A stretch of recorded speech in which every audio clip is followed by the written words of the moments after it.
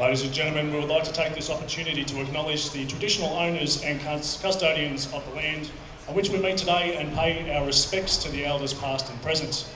The AFL values our committed partnership with Indigenous communities and respects the protocols, heritage and culture of all Indigenous people.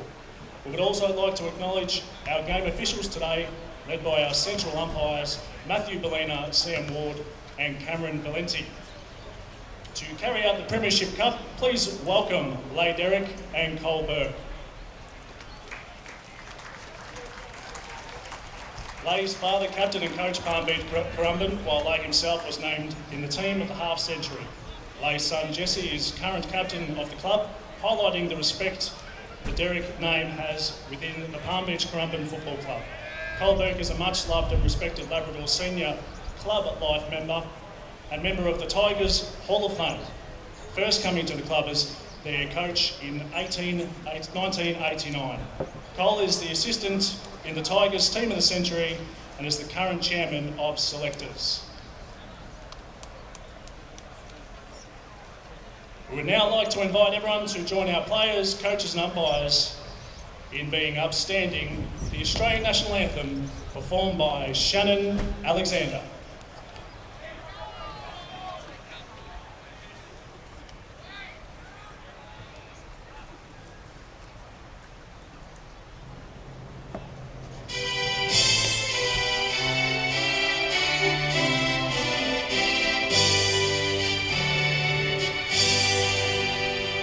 Australians, oh, let us rejoice, for we are young and free.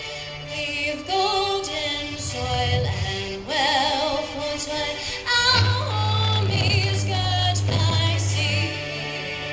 Our land abounds in nature's gifts of beauty rich and rare.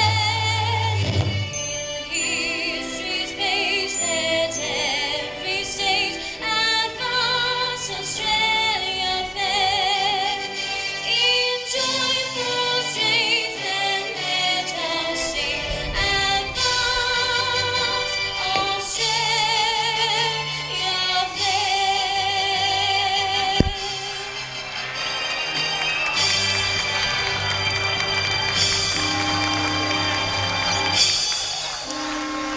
And there it is, a magnificent performance of the Australian National Anthem here at the 2017 QAFL Grand Final between Palm Beach Currumbin Lions and Labrador Tigers. A magnificent day for football here at Fankhauser Reserve on the beautiful Gold Coast. And regardless of the result today, the Cup will stay on the Gold Coast for the third consecutive year. Michael Price is my name. I'll be calling all of your action. And beside me, the Collingwood Premiership player and current coach of the AFLW Brisbane Lions, Craig Starcevich. Stars, it's all set for an absolute cracker here at Southport today. Yeah, it is, Pricey. Great afternoon too. I've got a fair breeze blowing down to the southern end, which is a little bit unusual here at Southport. But yeah, really looking forward to it after a surprising contest in the final a couple of weeks ago between these two teams. Yep, Labrador, well, they had basically an undefeated season, went through the round of games with only two, I suppose, non-wins, and they were byes, so they were undefeated. The only loss they've suffered all year was against Palm Beach Currumbin in that qualifying final, and Palm Beach not only beat them, but beat them well, and it was all set up by their pace and their small players up against the tall timber of Labrador. Could we see something similar today? Yeah, well, that game a couple of weeks ago, what was it, 20 scoring shots to 6. So to keep Labrador to just the 6 shots on goal is an amazing effort. And you and I have spoken before today's game about just the wind and what In front of John McCanch. He's going to go to right half forward looking for Retzlaff and hits him on the chest, the ample chest of Retzlaff. He's got Barry Hall leading, drops it in front of him. The ball went around his ankle, so Palm Beach will be able to clear it here. Handball comes across there. Conan, he's under a lot of pressure, goes back to the goal square. Little chipping pass, and this is good. They're going to maintain possession here. Well played by Woolley. He's the X factor in the Palm Beach Currumbin side today. It wasn't the greatest of kicks. It's going to come straight back for Labrador.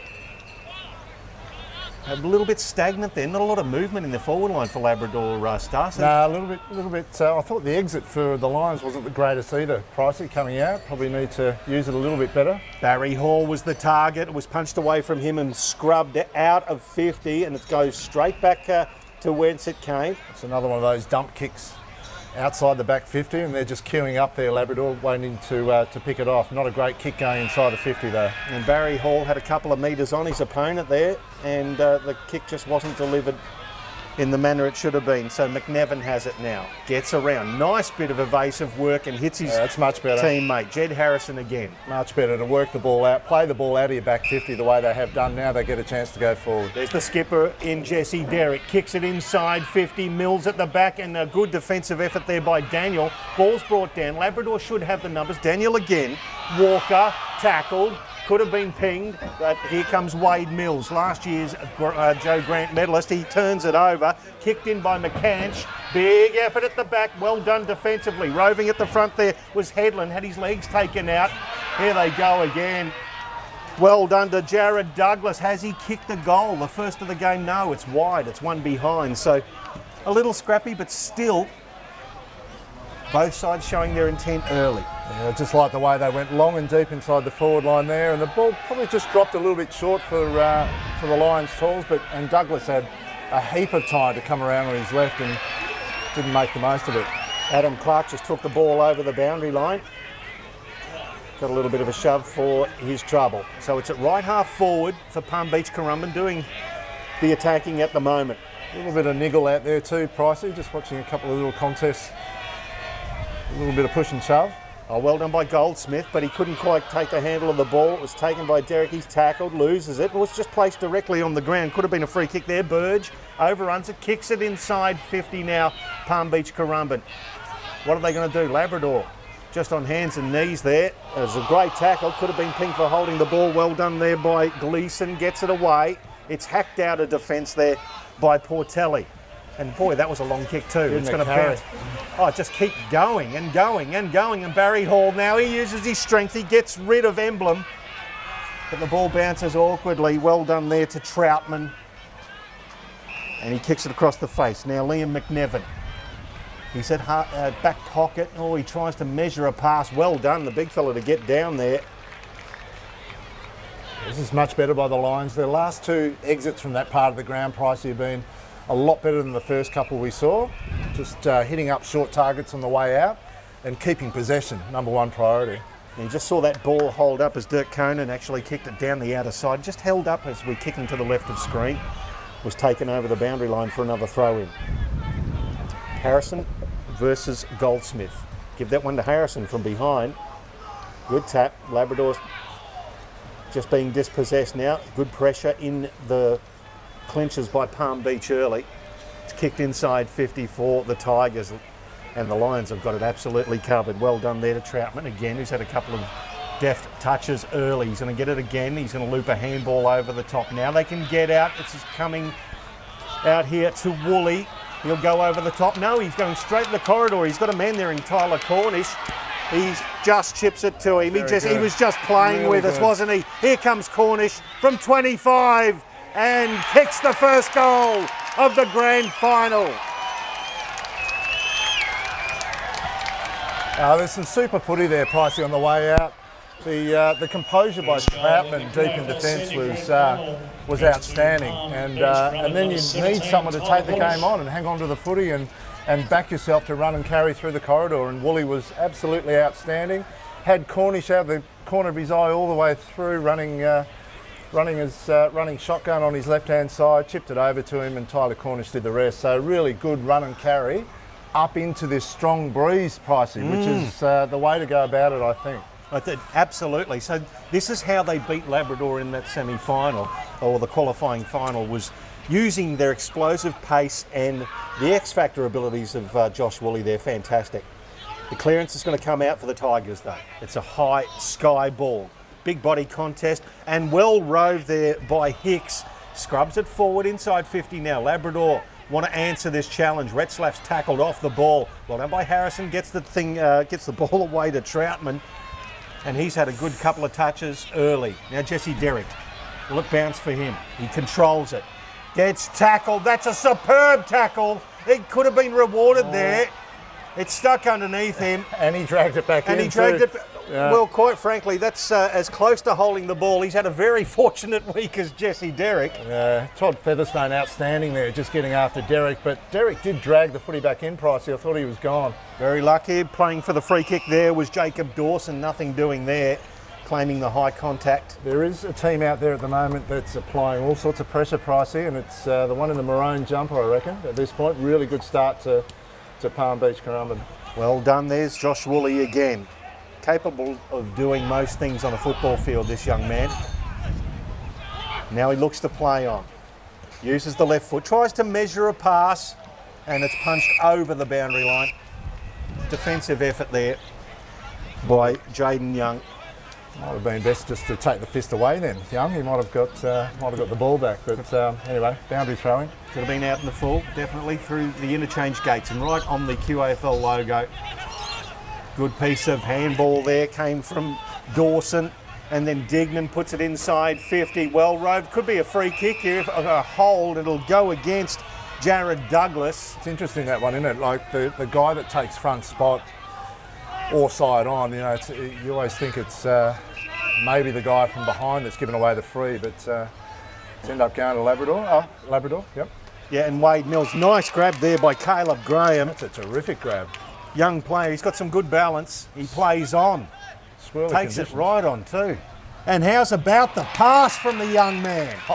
Inside 50, and he hits Ben Headland. Great bit of work from a young fella in a grand final early. You call it a pass, Pricey? Oh, give it to him. Righto. Off the inside of the shoe. Just a tad, but it's landed with Benny Headland, and all's well that ends well, mate. In footy like that, you keep the ball nice and flat and low going inside, and most importantly, get it in there quick, and anything could happen. But pretty fortunate here, Benny Headland. Ben Headland. He starts it right, and it's going to go even further right into the pocket. Palm Beach with the roving effort. Here comes McDonald. He hooks it back around and can't quite finish it off, one behind. So 1-2-8 to the Lions, to Labrador yet to score. Go ahead, mate. I was just going to say they've got some time. The Palm Beach ground level players inside their forward 50, the times they've been able to crumb and get around, have a good look at the goals, they've had heaps of time to have a ping. As Labrador bring the ball out, it's going to end up on the wing. Geez, an undersized contest there, but it ended up going over the back of the pack. Well done by Jackson. Gets a handball away though. It's intercepted by Heron. Heron inside 50. Good defensive effort by Jaden Young. Rooney is his nickname. He was best in the preliminary against Broadbeach as well. The ball comes back to half-back. It's with Buderick. Under 16 Queensland captain this year, Connor Buderick. Going to be a player of the future. Does find the foot. He's sort of messed it around a little bit there. Burge, the Grogan medalist with Wade Mills, puts it into the forward pocket. And it's taken by Headland. He's going to chip it inside, and there's no marking whatsoever from the Labrador Tigers as Jared Douglas takes the mark. And as you said, Stars, they've got plenty of time, and there's a bit of feeling behind the play as well. It's there's some real concerns down there in the Labrador back 50. Just the lack of urgency to cover off, and also to get after the opposition once the marking contest is over. There's very little pressure going on there, or alertness or urgency, whatever you want to call it, but far too easy for the Lions at the moment. Jared Douglas, who's best this year, 7 goals against Sandgate back in May. Not going to worry about it there. That's one behind. So 1-3-9 to Palm Beach. Labrador yet to score.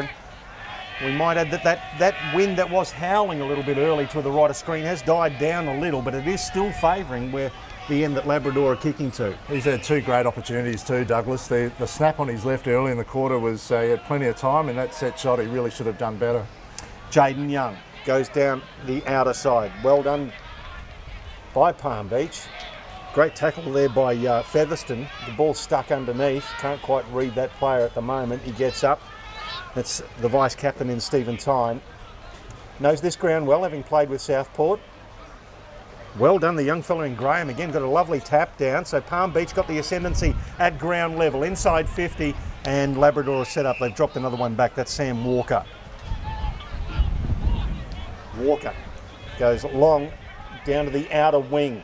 Good effort in front there was Davidson for Labrador, but they've turned it over again. Palm Beach are just reading it beautifully at ground level. It's going to end up with Tyler Cornish. What can the young fella do from 40? He sprays it a bit, not picked up by Stephen Tyne, and then eventually picked up by Douglas. Tackled, ball thrown to ground. That's another good tackle. That just saved the effort there by Circum. Ball's going to get stuck underneath him. There's the Labrador tackler there, just got to see through the bodies. Again, good explosiveness there, approaching the 50-metre arc there by Tyler Cornish. Just needs to elevate the kick a little bit. Oh, how about the roving? Tom Tyne, off the ruck contest, just hit it like Nick Davis in the final between Geelong and Sydney all those years ago. Just read it beautifully. Went through and kicked another goal. They've got a couple on the board now, Palm Beach. And I tell you what, as he went past, he just gave one of the big fellas from Labrador a little bit of a touch-up in Andy Hollis. So very interesting indeed, Stars. Early days in this game, that little action on the way off might come back to haunt you. But yeah, nice bit of roving there by Tom Tyne, no doubt about that. Just that stoppage player that can get on the move around a forward stoppage price is so dangerous. There's normally one person that they'll isolate at a stoppage like that, the team in offence, and Tom Tyne was the one on that occasion just to burst through, bit of momentum, gather the ground ball and finish off. Now Labrador go into attack. It's actually towed off the deck and advances kindly for them at half forward. They need to get something moving quickly. They're running with this breeze. Tom Davidson overruns it. It goes inside 50, bounces away from Portelli. Oh, well done in defence again. McCanch has got it. Handball there over to Jesse Derrick. Kicks it into the middle of the ground. It's with Tyler Cornish. What can he do? Gets around an opponent. Chips it up. Well done. They've got it covered. Oh, just did not have the awareness. Didn't seem coming. Has to be holding the agate. The umpire's taken his time. And there's a good crunching tackle there. Yeah, just no awareness really what was going on there. But perhaps Tyler Cornish could have maybe indicated to his teammate that he was under the pump. But yeah, just a bad turnover. Jacob Kenny, and it went to Retzlaff and then to Barry Hall. Very much within his distance, considering that he is, with that breeze that is going to the right of screen, it is cutting across the ground a little. So this is almost the perfect spot to have a go at it. It was probably only the second quality ball going forward from Labrador today, really, to their key forwards. Retzlaff marked one out here on the wing earlier, and Hall now has the long shot. From 55, he makes the goal umpire work a little. One behind results. Their first score of the game after 5 scoring shots to the Lions. So Labrador get on the board. 2-3-15. To Palm Beach Currumbin to 1 behind to Labrador. Well done there to McNevin, kicks it long, goes to right half back. No, it's just overcooked a little. Out in the forward, should be. It must have been juggled over the boundary line. Jeez. Not quite a mark, not quite out in bounds on the full, so it will be a throw-in. Woolley didn't grab that one touch, so anyway. Umpire's got it now, he's in a better spot than us. But those three, Troutman, McNevin and Woolley, have been superb so far for the Lions. This desperate stakes, it's just towed off the deck inside 50, and again, well done to Troutman. Gets the ball away. Back to McNevin, kicks it long. Well done. That's a good little mark there taken by Hicks. Now what's he going to do? He's going to kick it inside 50 towards Hall. Hall had the body strength, but well done. The Palm Beach defence again. They're under siege. Retzlaff tackles. The ball spills. Can they get out? They do. McNevin kicks it in. That's a push in the back. Not a problem to Jed Harrison. He had a hand on the 2 and the 3 and just pushed him straight through. Again, ground level Lions in their back 50, mopping up really well and playing the ball out very nicely. And that was well done to get forward. But look, how's the roving from Brad McDonald? Kicks it inside 50. Wade Mills being held. It's gone the other way. Wade Mills not being held. Well, it will go to Ben Headland, who's more or less actually got a defensive role on the key defender. He gives the handball off to Brad McDonald. He's a silky mover. This time puts it away for 1 behind. 2-4 plays 1 behind. I was still surprised at that Wade Mills free kick there, but when Palm Beach beat them in that qualifying final, Stars, they really did a defensive number on their best defender, and there was a bit of a hit over the top there from The young fella that could blow up into something a little bit ugly here. Behind the play, you've got Tom Davidson, who's still on his haunches. There's a few jumperies going in there between Caleb Graham and Damien Hector. Circum was the one that jumped in there and didn't like what was going on, and there's a few little wrestles going on. I think Palm Beach Currumbin, something's happened here on the way off. And I tell you what, that was Circum. Anthony Circum has just got one of the players on the way off, and the umpire's gone straight over to him on the bench there. It was actually Zach Brain, who I am led to believe from Labrador people that they love him, but everybody else in the comp hates him. Is that correct? There's been... because of the way he goes about it. He's just a hard little fella. So there's been a report, definitely. The field umpire in the middle of the ground's got the book out here, Pricey, but... that will be against Circum, I dare say, because the free kick has gone to Zach Brain, and as he was coming off Circum, he just basically delivered one. Yeah, and now he kicks it towards Barry Hall. If they start a blue, I'm not standing next to Barry Hall. I give you the tip. Ball hits the deck now. Palm Beach Currumbin again out of defence. As soon as it hits the deck, Stas, they clean it up, and Labrador look very slow coming out. Palm Beach down the outer side of the ground. We mentioned that early in the broadcast, Pricey, that we just thought at ground level, unless Labrador are taking plenty of marks inside their forward 50 with Hall and Retzlaff, it's going to be hard work for them.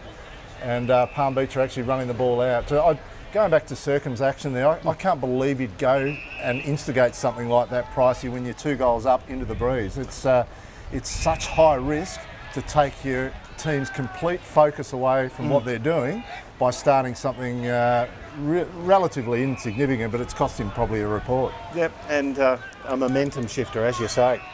Just too big a risk in a grand final. Now Palm Beach now just looking to calm it down and maintain possession of the ball. Well done to Liam McNevin. He kicked it to the outer side. Jacob Kennedy's going to clean up for Labrador. Kicks it back into the corridor. It's ill-directed. Again, Palmy have got it covered. Stephen Tyne, the vice-captain, chips it forward and finds Dignan. He's under pressure and there for Brain. Still kicks it inside 50. It bounces very kindly there for Cornish. Gets a handball away. Under pressure, Labrador just trying to scrub it out. Cornish is there again. Goes back into traffic. Gives it to Douglas. Over the top. Oh, dropped a pud. Cornish leaves it. Palm Beach still trying to manufacture something out of this 50. There's a shot and it's missed. They had so many chances there, Stas. Didn't they? And it just couldn't quite get the handle on the ball. 2-5-17, the one behind. You'd still rather be in Palm Beach's position, but they're not making Labrador pay ultimately for it. Retzlaff at the back. Nice bit of roving from Jackson. It's the ball back to Brain. Scrubbed as he kicks a spiralling mongrel that lands into the hands of Butterick. So Connor Butterick, an exciting young fella. You know a lot about this boy, Stas. He kicks it into the right forward pocket. It was a well-delivered kick and a nice mark there. It's taken by Andy Hollis. Yeah, it's really good composure by the young fella just to spot up the right option going forward. It was just the long kick out of defence for Labrador that landed with Retzlaff here at half forward.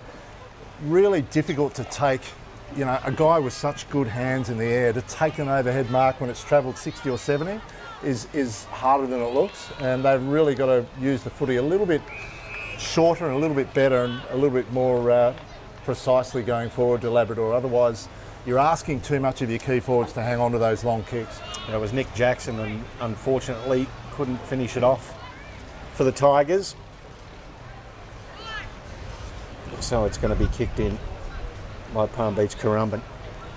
And again, they're happy to just chip it around and make sure that they find the targets. Troutman put it forward. He's been terrific, Troutman.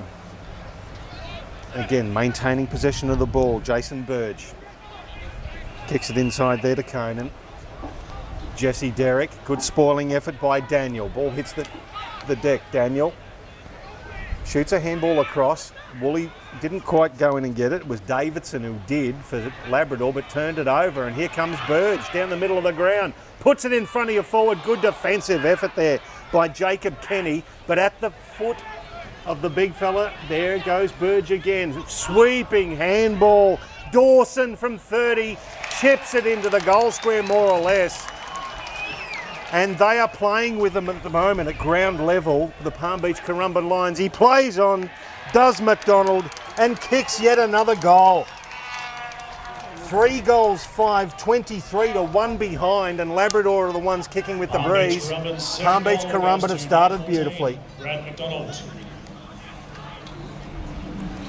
You called it, mate. They're all over them at ground level. That contest, about 70 out from goal, just inside the centre square.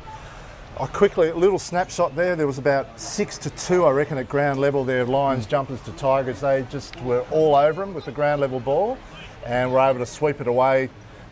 Jason Bird's starting to get his hands on it a bit more at the back end of the quarter, Pricey, which is another good sign for PBC. But yeah, really all over them at ground level and running the ball up into the wind. Yeah, just doing a really good job at ground level at the moment.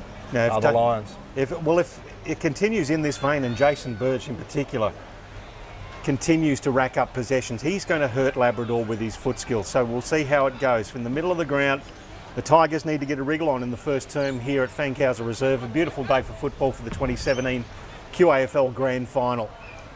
Good hit out, well done there by Davidson, tackled and still gets away. Puts it to half forward. Now what can the Tigers manufacture here? They need something. Long kick to the goal square. That's not going to help. It's straight down the throat, but it went over the top of Graham's head, hit the base of the post, but it was basically not a kick to anybody's advantage. Well, no, I mean, they're kicking a lot of long points at the moment, aren't they? Which is the danger when you've got such a strong breeze, that you tend to blaze away from 50 or 60, and all you end up with is long points. So Labrador at right half forward. Palm Beach just going in hell for leather at the moment. It's Brain, he's over the top, and it's stuck under several bodies. There's scragging going on all over the place here. Once again, Zach Brain gets up a little gingerly and cops another couple of jumperies there from Tyler Cornish. Just equating himself. Well done there to Dawson, but he couldn't quite break through. There's a good tackle from Tom Davidson, and this is threatening to really boil over here. It's just simmering at the moment, this contest. I actually don't mind what Tyler Cornish did, because it was cold aggression. He got away from the player straight away, as opposed to what Circum did earlier. Yeah. So much smarter and much more controlled by Tyler Cornish. Oh, some good tackling there from Butterick. Kept the ball inside 50 for Labrador, but here's Burge imposing himself at ground level. Great skills around his ankles, and make sure that Palm Beach get away. Now they are out here, if they can maintain possession. It's a little chipping pass. It finds McCanch. McCanch kicks longer. Will it bounce kindly for Woolley? Well, it doesn't. He got dragged away without it, but he really made the umpire have a look at that one, didn't he? He certainly did. I was just waiting for him to gather and swing onto his left, but he's ended up with the free, but he milked it for all it was worth, that's for sure. Inside 50 for Woolley. Kicks it to the young man. That's a great double grabber from Caleb Graham. Cool. He worked his way to the front really well there, did Graham, just to... it was never his footy. He just managed to edge in front of his opponent. Did he hold it long enough? Not too sure, but he's marked it in the right spot, Pricey, right in front of the Lions faithful over on the hill there, which might have helped the umpy make his decision, Pricey. The noise of affirmation here at Southport as Caleb Graham comes in. Makes no mistake. Kicks the 4th goal for Palm Beach Currumbin here in the grand final. A ripping first quarter for the Lions, and Caleb Graham kicks his 5th goal of the year, so it's 4-5-29 to 2 behinds. Yeah, this is huge. A huge opening, really, when you think of it. Like, to have 9 scoring shots to 2, kicking up into what we think's 2 to 3 goal breeze. This is an amazing start by Palm Beach Currumbin, just to not only control the game, but hit the scoreboard and put the pressure on the opposition, Pricey. So remains to be seen what happens after that. Little scuffle behind play again. Tyler Cornish involved.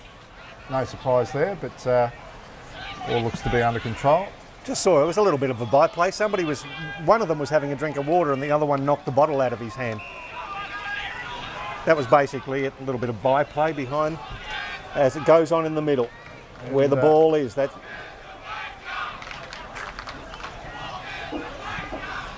The old Richard Hadley chant goes across the ground as well as Palm Beach Currumbin. They are saved by a nice mark by Callum McBurney at centre half-back. He chips it across to Dignan, who started the game well. He's at right half-back. He's going to go to the outer side. Numbers were there. Tom Tyne jumped into the back of his opponent, gave a free kick away, and it was a 2-on-1 advantage. They just need to hold his ground. Yeah, he did just didn't judge the flight, gave away the free kick. So Labrador looking for any kind of chance at the moment. That's a good lead and a good mark taken there by the skipper in Ratzlaff. 27 and a half gone in this first term. It's kicked inside. Oh, what a ripping mark from Adam Clark. That's a great grab. Absolutely no right there. Not entitled to take it, but he handballs it off to Sam Walker, who sprays it wide, and it's out of bounds on the full. You need to aim it at the left goal post at least to have it dragged back in with that breeze. Pricey, their shots on goal have all been around the 50-metre arc. 4 or 5 of them I can think of in this quarter where they've either missed altogether or kicked those long points we were talking about.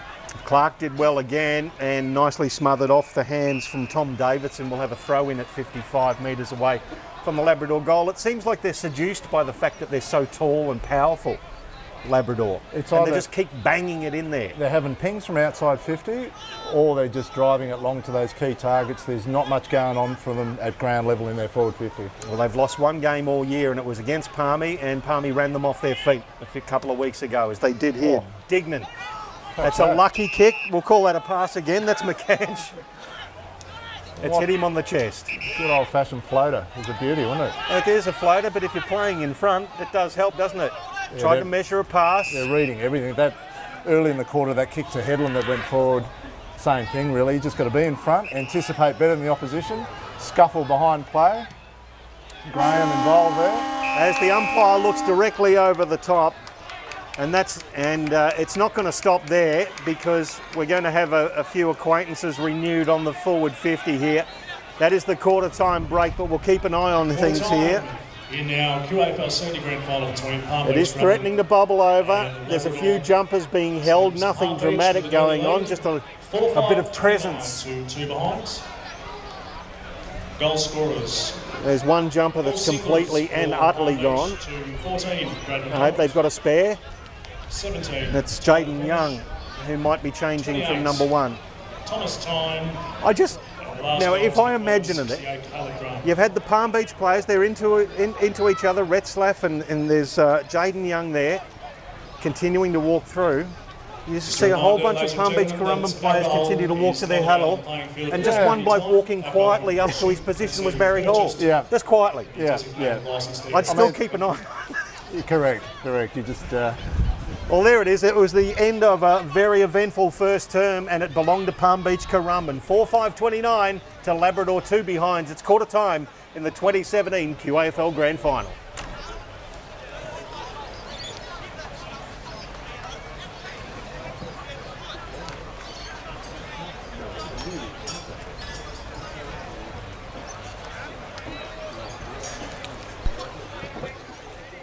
Oh no, thank you.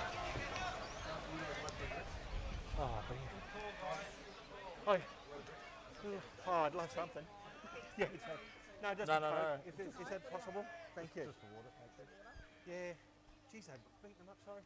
We have to. Yeah, mate. Yeah. I'm great with faces. Shocking with my hands half the time. Darren. Those families here with children, we have golden band at our venue tonight. They're located all the different. Yeah, thanks very much.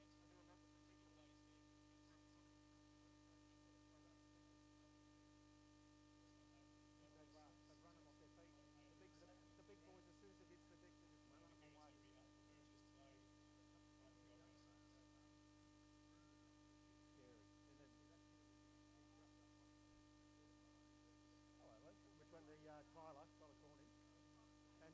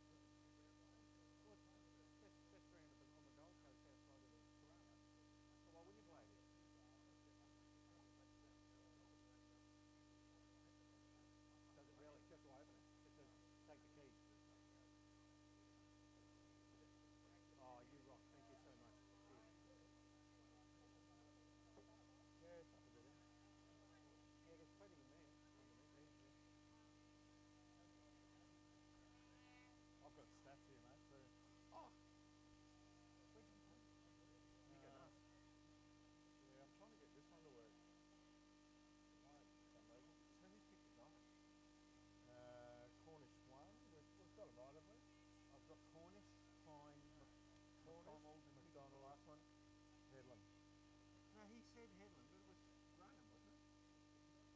Yeah, it was Caleb Graham. Yeah, I've got Graham. The grand announcer said Headland, and it wasn't him. Yeah, no, it was Graham. Yeah, that's right. So That's it. right. So it's Yeah, so we're right. We've got Graham, Tom Tyne, Cornish, and Brad McDonald. bingo. Yeah. We know what we're talking about, Stars. Harrison's had 9 disposals in the run. Fair effort. Conan's had 7 in the back. Yep. Back 50. Number 61, he's doing well. Wooly's had 9. Ladies and gentlemen, can all spectators please leave the playing arena as we prepare for the second quarter of the QAFL Senior Grand Final. Wow. Wow, what's going on here? I'd rather do AFL kids than netball any time. You don't get this at netball. Sorry, mate. Oh, just about to rip into some pizza. Go on. What about a massage? Just a nice little shoulder massage.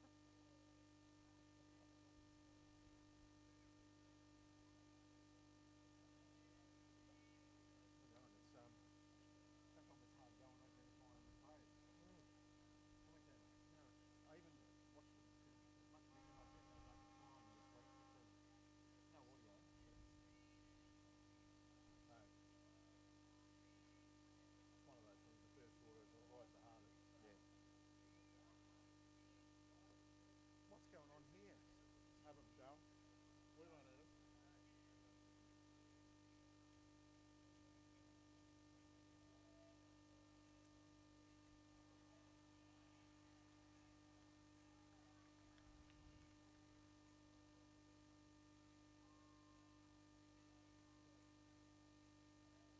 The bit I'm worried about is when these supporters Go over there. when they get across each other. Yeah. Sorry, mate.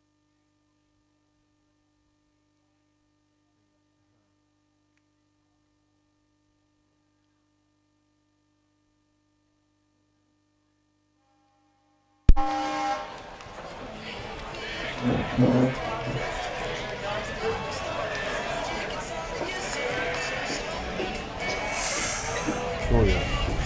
Yeah. And welcome back to Fankhauser Reserve on the beautiful Gold Coast here at Southport. It is the 2017 QAFL Senior Grand Final between Palm Beach Currumbin and Labrador, and at quarter time, well, Palmy are doing it on the bit, 4-5-29 to Labrador, 2 behinds. Michael Price calling your action with the legendary Craig Starcevich, and Stars, they just killed him at ground level. Yeah, they're amazing. Just having a look at some of the numbers, Pricey.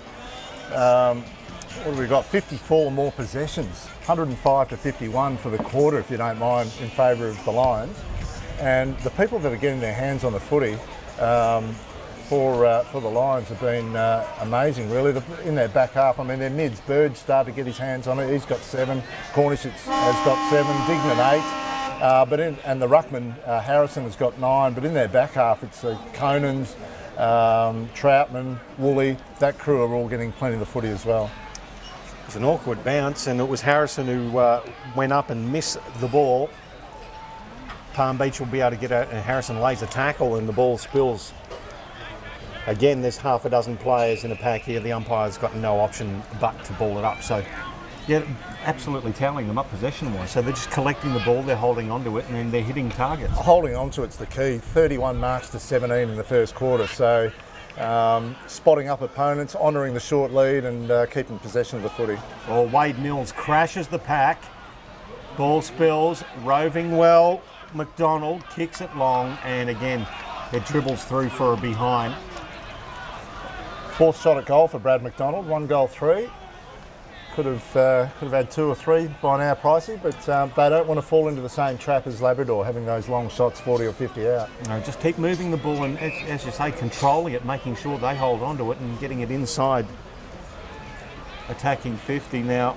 I believe, is that Jaden Young who's running around in a different jumper now? We've got to double check that one. Well done to Daniel. Takes the defensive mark for Labrador.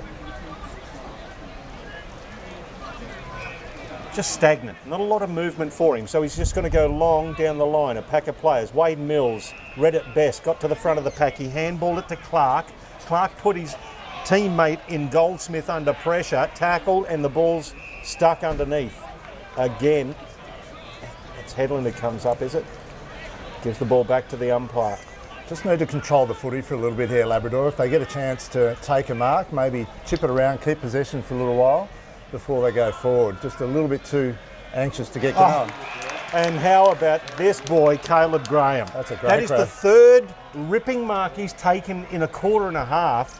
And that was a floating mongrel inside 50. He did beautifully to take that in front of Matt Daniel. Just jumps at the footy, doesn't he? He's got nice, clean hands, judges the flight really well, and in the last couple of steps just times his jump perfectly and gets a nice, clean grab at the footy. Got a bit of Harris Andrews about him as There the is, Brisbane yeah, Lions go. No doubt, no doubt. He's going to let go from about 35. He leans back a bit on it, and that's why it's gone across the face of goal, one behind. So they're wasting their chances to put Labrador away early. That's 11 scoring shots to 2, 4-7, 31 to 2 behinds. He's had 3 shots also, so they're certainly having a look at the goals down there of the Lions forwards. But of all the sides to miss, that seems the wind's actually blowing across you down there, isn't it? Yeah, so you would have think it comes back towards the goals. But anyway, It's actually coming from the left goal post across. It's swirling a little bit down there, and we saw a couple of shots in the reserve grade grand final, which was won by Morningside over Wilston Grange. And in the Colts as well, Morningside had a double. They annihilated the Sherwood side. The throw in over the head of Harrison. Goldsmith smacks it back towards the boundary line. It's picked up there by Ritchie. He's tackled, and we'll have another throw in at left half forward for Palm Beach Currumbin, still holding sway. camped inside their forward half, isn't it? Just Harrison done a great job so far today, Pricey. Just giving away a few centimetres to Goldsmith, but done really well in the contest around the stoppages, but also getting enough of the footy himself. Oh, Burge there, tackled by Brain. He loves to tackle Zach Brain, and he's won a free kick. Takes the free kick at right half back. Kicks it down the line and overcooks the kick. It's touched off hands over the head of Nick Jackson and will be a throw in, more or less on the outer wing. You're right about that lack of run. Just There's nothing. keeping possession and some run and carry up into the breeze is the way to go about it, which we saw Palm Beach Currumbin do really well in the first quarter. Labrador just don't look like they really want to carry the footy today. Yeah, Burge under a bit of pressure there, gets the handball away. Of course, a player from each side today shared in the Grogan medal. Wade Mills for Labrador and Jason Burge for Palm Beach Currumbin. Two magnificent players of different ilks. Throw in. Goldsmith decisively got it down, but how about the defensive pressure from Palm Beach? It's just hacked forward by Labrador, and that's about as close as they've got inside 50. Fumble there by McNevin. It's towed forward for the Tigers. McNevin goes back and cleans up and then shows a clean pair of heels. He kicks it towards centre half forward.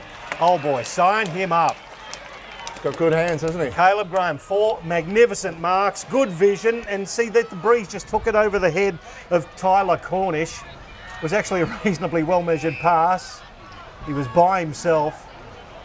Wade Mills just knocked it over the boundary line. Not sure what he's blowing up about, Tyler Cornish down there, but he was 20 metres in the clear inside his forward 50, but Ball just carried a little high. the young fella just probably didn't weight his kick well enough, but gee, he's doing a good job, Caleb Graham. It was well done by Daniel. Risky. It's hacked out of defence. It's going straight over the boundary line, out of bounds on the full. So it's coming straight back in to attacking 50 for Palm Beach Currumbin. Might as well pitch one of those hospitality tents there because they just are living in it. Well done there to Stephen Tyne, the vice captain. Kicks it to a big pack, defensive effort. Nice mark taken by Wade Mills, last year's Joe Grant medalist. Does that well, Wade Mills. Just likes being sort of third up in the marking contest and just drifting across and taking those intercept marks. So that was a kick by Goldsmith, but again, puts it out front of Barry Hall. He collects it, cops a little bit from the crowd as well. Now they've decided to run it by hand. Hector, long to right half forward. Brain did well, controlled it on the boundary line. Has a ping from 50. Oh, that could have been a ripping goal. Did well. It was well played. probably one of the most exciting forays forward for Labrador so far. 28 points the margin in favour of the Lions. They're coming out of defensive 50 now. Onto the logo, Jesse Derrick. Hands in the back, just dropped the melon a little bit. At the back there it was McDonald. Gets it back to Derrick, inside 50. At the back of the pack, it was Heron, tackled by Mills. That's better defensive work from Labrador. Except it pops out now. Mills couldn't quite control it. Towed off the deck, almost missing his foot. McDonald in the goal square. It's going to pop out here. It's going to end up with Tom Tyne, who's going to kick his second from the top of the square. They were mucking around with it. Labrador scrubbing inside the goal square, but Palmy are keeping their feet and they're keeping the scoreboard ticking over regardless. And Labrador can do all the push me, shove you they like. Try putting one on the board. That'll hurt them. I got nervous as soon as that handball went back inside the corridor from the small Labrador defender there. As soon as it popped back into that part of the ground, top of the goal square, it was game on as far as Palm Beach Currumbin's small forwards went. Pricey in that part of the ground just gives you a chance to keep competing with the ball at ground level. Their dominance at ground level, we've been banging on about it, but it is so pronounced. Yep, no doubt. There's just a nice balance down there in their forward line. They've got no super talls down there that they're relying on, although Graham's done super well. He's in the ruck now, but he's really the only one taking an overhead mark down there. Everything else is happening at ground level. Procession out of the middle. Dignan kicks it. Great mark. Is that Jared Douglas again? It certainly is. Gee, he's got a good set of hands on him. That's just as I said, there was no one else down there taking an overhead mark. And he clumps one, yeah. He's got on the lead, but super kick by Dignan coming out of the stoppage in the middle. Just you wouldn't want it any better than that coming into your forward half. They are smashing at the moment, Palmy.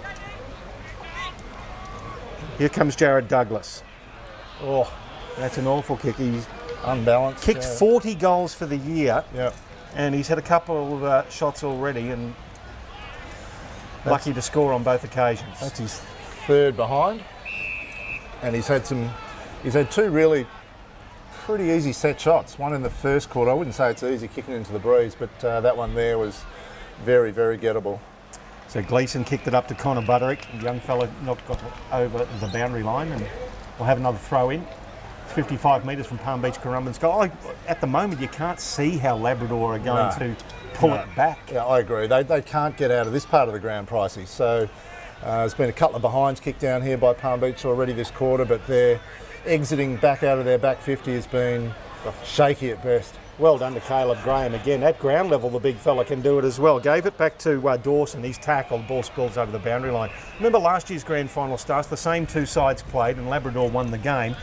And I was watching Max Spencer running around for Palm Beach Currumbin. You think, geez, and those kids just stick out, and he got picked up by the Suns. And Caleb Graham, to me, in the first quarter and a half, has been terrific. And down the other end, Dirk Conan as well has been super for the Lions so far. It's a little bit of a production line for Palm Beach Currumbin, isn't it? Yeah, they're doing well. Very well indeed. And you think of the other ones that have come through in recent times too, like your Tyler Cornish is an ex-Suns Academy boy as well. So there's certainly a nice little youth production line going on at the Lions. So it's going to go inside 50 again. It's taken over there, yeah. In the number 57, I believe that's Jaden Young, who had his jumper completely and utterly ripped at quarter time. He was wearing the number 1. And it was unrecognisable, so Jaden Young now wearing 57 for Labrador in defence. The throw in. Goldsmith gets it down. There's Wade Mills, the old stager. Handball over the top there to Walker. Walker tries to measure a pass. There's Retzlaff. Needs to get involved. He's the captain and he's a vital cog in this Labrador side. And he's such a great connector for that type of play, but he's had to come all the way down to half back to be that connecting player. But just good to see him get his hands on it, as it is for this fella. Needs to impose himself as well, but has had no service whatsoever so far, Barry Hall. The Hall of Famer is looking inboard. So you got Hall and Retzlaff right up the ground now, so nobody to kick to. Consequently, they're going to have to chip it around, going across the ground as they are, but not such a bad thing just to hold on to the footy for a little bit. So it was Tom Thorson who kicked it in the direction of Retzlaff, who showed his physicality there. It was just all fair. It was just good body contact. This is actually not too bad by the Tigers. I like the way they're just holding on to the ball, waiting for their forward line to get some structure, but intercept mark. Well done to Liam McNevin who read that. That was going straight to Barry Hall, and in front of the Palm Beach Currumbin marquees, Barry Hall cops another earful. This is good. McNevin, terrific intercept mark, but the fact that he was able to spot up a teammate, they've come in now to Derek, terrific play, not blazing away outside, coming out of their back 50, just spotting up targets, using the ball really sensibly. And there's a beautifully weighted kick to find Stephen Tyne on the outer wing. Loops a handball over the top. That's going to go back inside 50 from Circum. Big contest at the back there, Headland. And kick down the outer side. Goldsmith's going to take this mark. He's 60 metres from Palm Beach goal at right half back. But this is where they've been stuck. It's like almost the Bermuda Triangle of the ground for Labrador at the minute. Yeah, it's a little corner out there they just can't escape from. Pricey, you're spot on there, mate. The ball holds up. Big fly. Umpire said there was a shepherding incident in that contest. It'll go to Bryce Retzlaff. So the skipper will have a free kick on the outer wing. Wants to bring it back inboard and finds Young. Will he bring it across half back? Dangerous kick, dangerous kick. They're okay, and that's a 50-metre penalty against Portelli, and it'll go to John McCanch. Well, it was a dangerous kick, and it just dropped right into McCanch's hands. Yeah, it's good grab, John McCanch. He's ex-basketballer from Townsville, actually, Pricey, back in the day. Son's academy boy from that neck of the woods, but very nice, very good overhead for his size, and he was just sweating on that one, waiting to pick it off.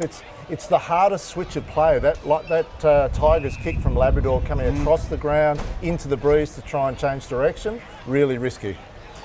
So here comes John McCanch. Puts another one through for Palm Beach Currumbin. Inflicting a little bit more pain on the Labrador Tigers. 6-8-44 to 3 behinds. And we've played approximately 13 and a half minutes of the second quarter. And I've said it before, Stas, I just can't see how Labrador are bringing this back. No, very, very hard yards now. They need to pinch a couple up into the breeze before half time just to get back into the contest. As you pointed out there, Michael, we can't see how the hell they're going to do that because all their movement forward has been very stagnated, relying too much on their tools to take a big grab, not enough run and carry up into the breeze, lots of things in their style of play that are not suiting the conditions today. Palm Beach Currumbin playing perfectly for the conditions, running it at ground level, making the most of their possession, spotting up shorter targets. So much better game style by the Lions today. I suppose they are playing to their strengths too, their speed, their skill, their ground level Yeah, skills. it's what you've got in your team, I guess, isn't it? If you've got a lot of ball carriers and smaller players, it suits you to run the footy, and they're doing it much better than the Tigers. Well, up until that point, Thorson chipped it forward, turnover, Burge for Palm Beach Currumbin. It's going to end up back with Thorson in the middle of the ground. Can he control it? He does. He's tackled beautifully there by Douglas. Ball spills. Labrador with another chance. Brain. He's scragged off it by his opposite number 13 in Ritchie. Back into the middle of the field. Big contest there. Fisted forward for Labrador, but rescued by Circum. He kicks it long. It's going to bounce awkwardly for Daniel. Labrador still should have it. It's Young. Sweeping handball across there finds Portelli. He has to be measured. He is. He finds Ben Walker. Got to keep it in hand, and that's just popped up there to a contest on the outer wing. Teammate was advantaged with the kick, so Labrador get away. Buderick. He's confronted and tackled! A ripping chase and tackle there. Well done, Brad McDonald. And that's a grand final tackle. Yeah, that's barometer for the team, isn't it? That's the way they're playing at the moment, just sweating on the opposition. Poor old Connor Buderick, I mean, he'll learn. He's a great young player, but he'll learn from that experience just to be a little bit quicker with his disposal. Might have also needed a voice in there too, Stars. Could have told him he was hot. Yeah, they've hung their teammates out to dry a couple of times today, we've noticed, where there could have been a bit more instruction. That's a good floating mark. It's a good grab. Well done, Jake Goldsmith. Needs to move it along. It's good, the big fella getting back there in defence to help out and intercept. So well done to Goldsmith. He's going to have to keep an eye on it. Kicks it out in the Wade Mills direction, gets a free kick, mark, whatever you want to call it. With that awkward kicking style, effective though, gets it to Connor Butterick. Now they're in the middle of the ground, Labrador. Got a couple of numbers out here on the commentary side. Bounces awkwardly for Thorson, he's tackled. He's actually double teamed. The ball's held to him. He had no hope in the world. The umpire's going to say, who cares? Holding the ball.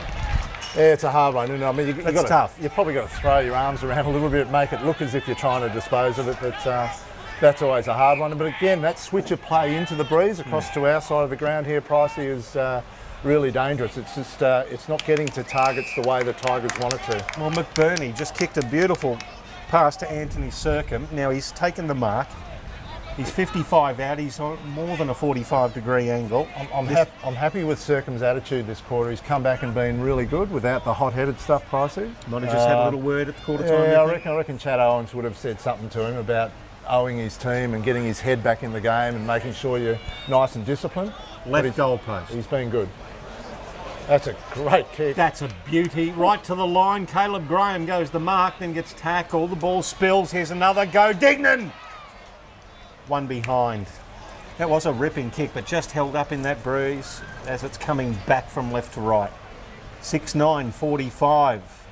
Keeping, I think they're just keeping Labrador in the game by missing a few. 15 shots to 3 is a fair old annihilation going forward, isn't it? It's close to a shellacking already. Now here they come. Labrador, Jacob Kenny. Not directed that well. Nice tackle from Thorson though. Not that good. All right, a little bit too high. Or was it deemed a dangerous tackle? Umpire called high. Okay. And I thought it might have gone the other way there because he actually did raise the arm as he was trying to break the tackle. So, look, 50-50 each way. we've seen a few shots from here too, Pricey, today where they've missed to the far side, which sort of goes against where we think the wind's blowing. But anyway, it must be a little bit tricky out there. I would start it between the point, left point post and the left goal post. Time. Like not that far. not that far. Post out of bounds on the ball, so Stephen Tyne doesn't make them pay. Yeah, that's both teams have fallen into the trap of thinking the breeze is going to do most of the work for you, whereas most of the scoring, well, at that end, there's been only a couple of goals scored by Palm Beach Currumbin, and they've all been, within 30 metres of goal, so, or even closer. So really that hitting up targets is still important at the end, the wind's favouring. So it was Jaden Young who got the ball to Wade Mills, who's still having some queries. It was taken off the ground and another throw in results on the outer side. So only 2 goals for to Palm Beach Currumbin in this quarter, but only 1 behind. Yeah, that's 6 shots. Yeah, that's they really could have opened up a huge gap if it's not already a big enough task for the Tigers. Now with the arsenal that Labrador do have is their forward power. Only the 3 scoring shots is quite frightening when you consider it.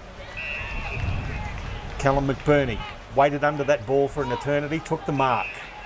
Just about every player on the ground in front of him. Kicks it inside 50. There he is, Wade Mills. Yeah. It's like a soccer team parking the bus in front of goal. Yeah, he does, and he's probably the best in the comp at doing that too, Wade Mills. Just getting off his opponent, dropping into the spot where it's going to land and intercepting. So just got to get that method going forward, being patient, finding the one at the top of the 50 and then trying to bust a hole inside the opposition zone. They're trying to just maintain possession at the moment.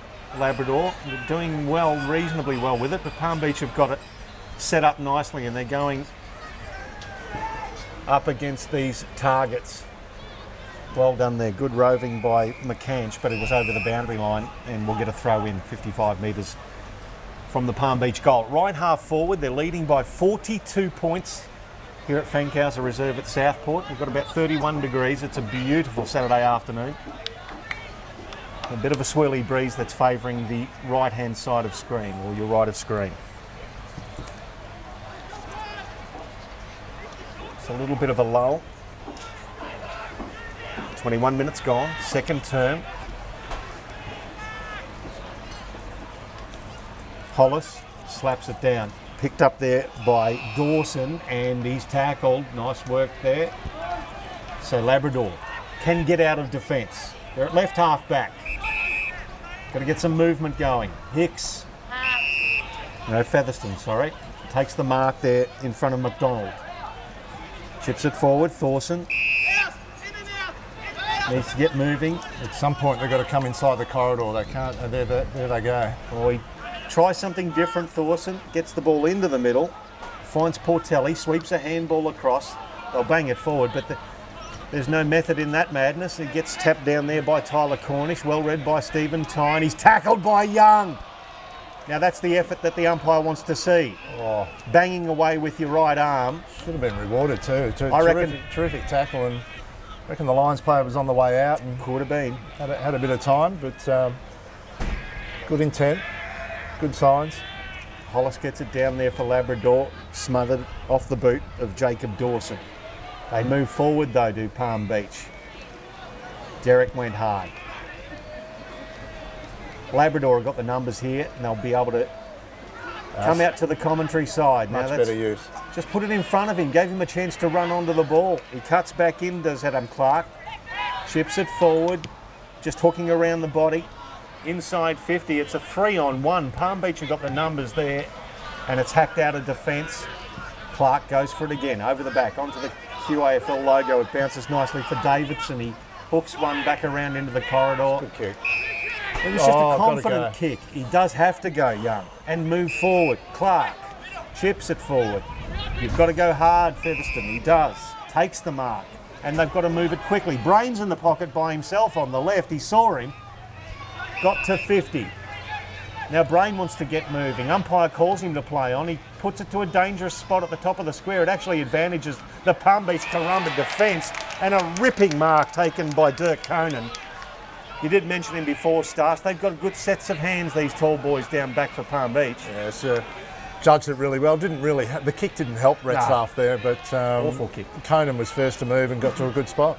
Featherston did beautifully. Got rid of his opponent, got the handball away, but it's intercepted by Burge. Kicks long down the outer wing, over the head of Mills. He ends up getting it back from Portelli. Now Mills goes even further back to Young. Misses the target. It advantages Palm Beach. This could be a disaster.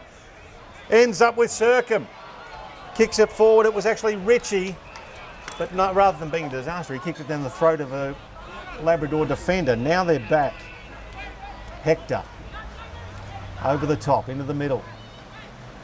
Now Retzlaff. Got to turn and go. Got to turn and go hard. He Good does. Work. Good work. A man on the lead, finds him. Much better. There's another man on the lead, Barry Hall, a one-on-one contest. Well done there. Good defensive work against one of the strongest men playing. McNevin it was. The ball spills. Retzlaff has a ping from 40, and much to the delight of the Palm Beach Currumbin crowd, kicks it out of bounds on the full. So Retzlaff didn't score, Pricey, but the method going forward is a hell of a lot better. The mark and play and roll on quickly, much better build-up. So it's going to come down to the commentary box side. Mills and Brain fly against Jesse Derrick at the back. And strong body work from Lachlan Ritchie. He bangs it forward. Young misses it. At the foot, you've got Circum. Puts himself in. That's a dead set throw that went back to Young. Umpire was blindsided. Couldn't see it. Great tackling effort by Hector. Could have won himself a free kick and has done. Yeah, terrific job. They certainly haven't thrown in the towel, the half-back line at Labrador at the moment, Pricey. They're working hard to win the footy back. They're getting dusted in the midfield, Stars, aren't they? Big time. As Labrador chip it forward. Over the head of Retzlaff. Did him no favours. Well roved. The young fella Mullins went through. Deserves a goal, the young man, and just misses. Still haven't registered their first major, but that's the fourth behind for Labrador. Good work from young Mullins. Probably deserved better. 44 points the margin now. Sorry, 41 points the margin. Labrador will get the ball from the Palm Beach turnover.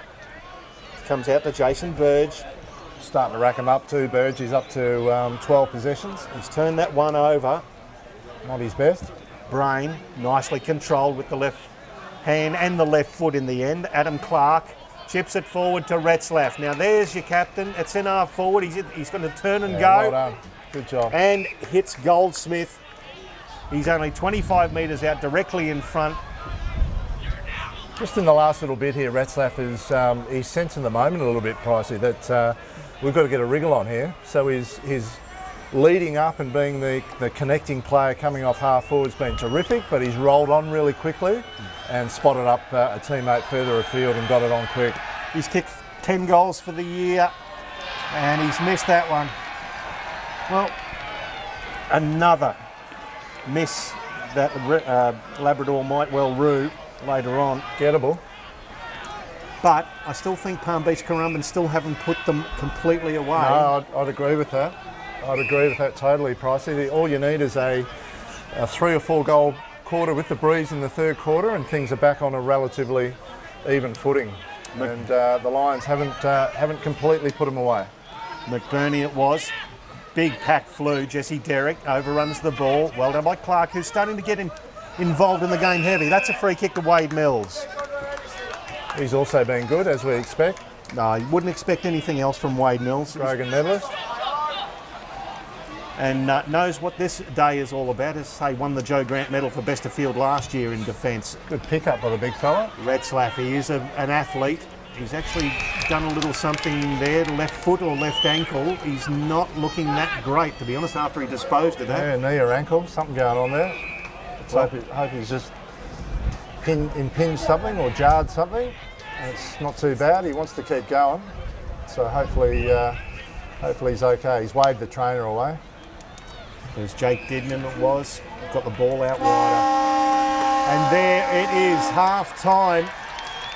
Who'd have thought it's half-time in the grand final and Labrador with the likes of Bryce Retzlaff and Barry Hall have not scored a goal. At half-time, 6-9-45 to the Palm Beach Currumbin Lions and 5 behind to Labrador. We'll be back with the second half of the QAFL 2017 grand final very soon. John McCanch 1, Brad McDonald 1, Tyler Cornish 1,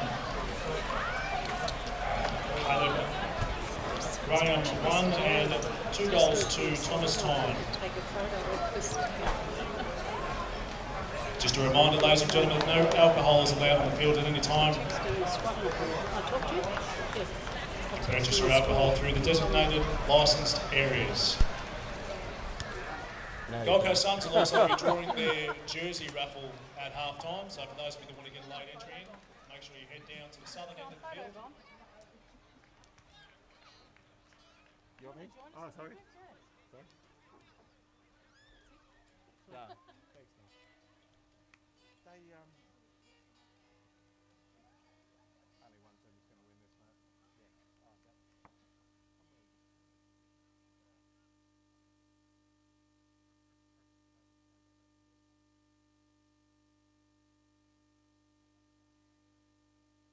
Yeah. Oh, okay. I've got to slip in a reference to. I could have done it there before it came. There we go. Yeah. They impressed the hell out of me too, 61 and 68. Yeah. Because it's just little glimpses of things that you see.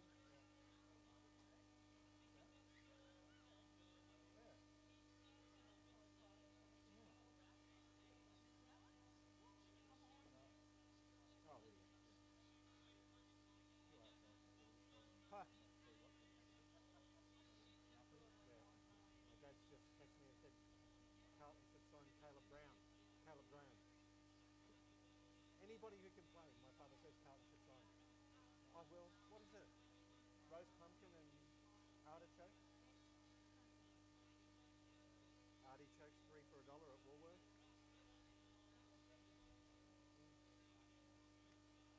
And they look great in that. All right. That's a piece of art.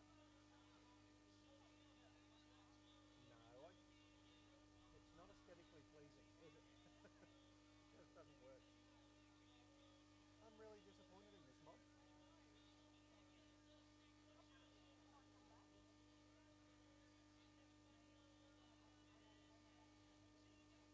Well, they'll be kicking with whatever breeze there is next quarter. It's not that wrong.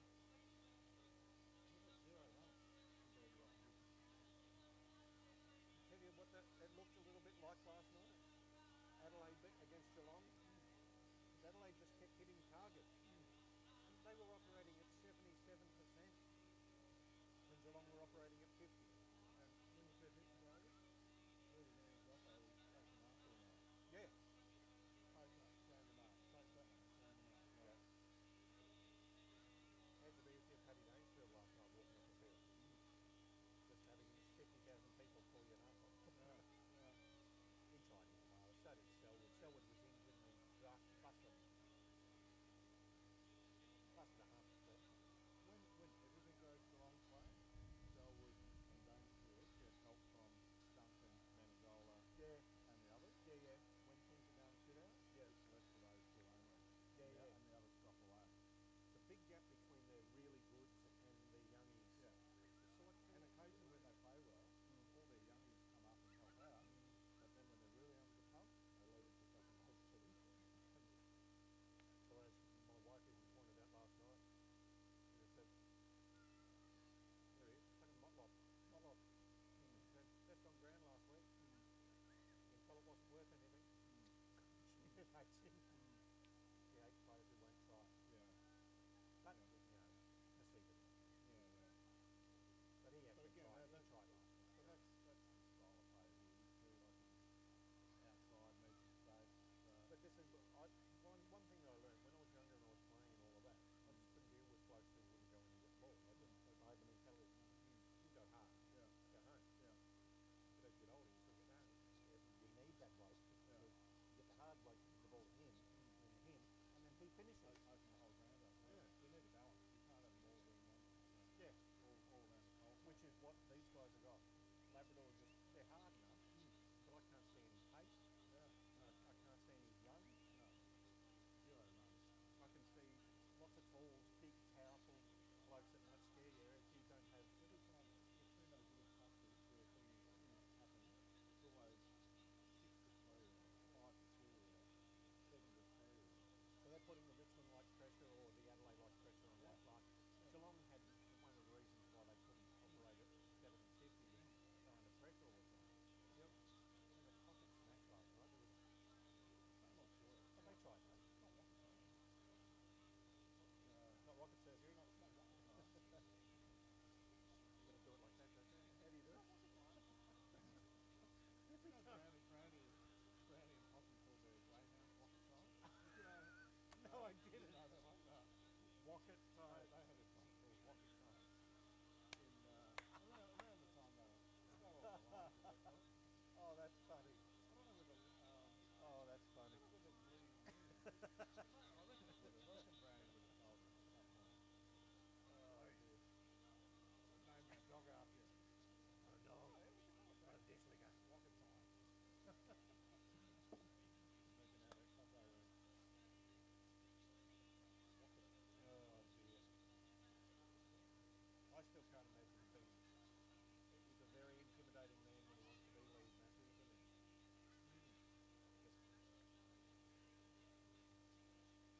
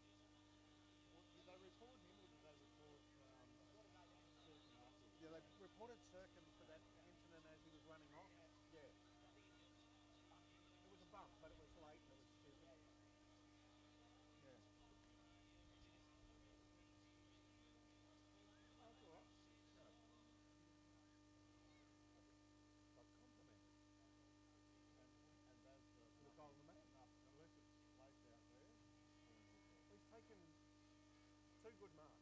Whereas Redback's been all right. He's tried his guts out. Good play. Harris. Taken. What's underneath, isn't it? Oh, no.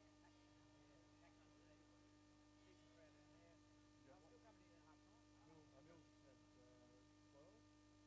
Clark had 10. Rain 7.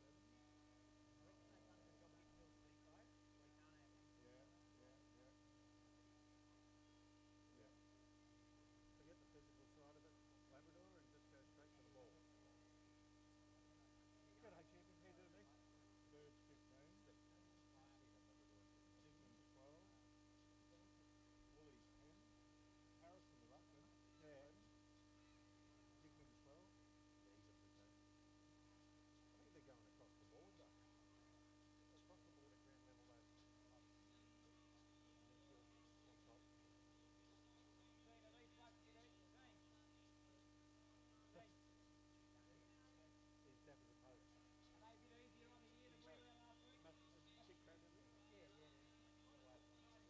Chick crab in there? Oh dear. Just want to see him come back a bit, but I reckon Carney just haven't put him away completely yet. Yeah, a couple of twiggies and see what happens. Well, they'll be going with whatever breeze is left now. That way. Kid goes alright. Kid on the guitar goes alright. Plays for surface. Oh, no.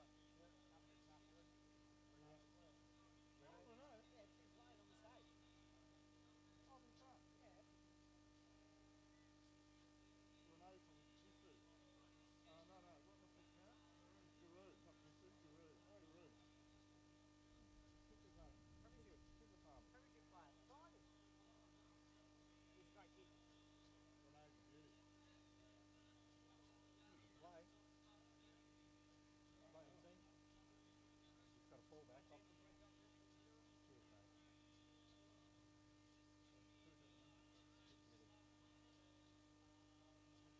G'day, Jacket. Oh, I can't complain so far. Hi, Good, Darren Jackson. Oh, hi, Dan. How are you, mate? Good, yeah. Good to see. How the hell is this? What are they doing? They're coming away.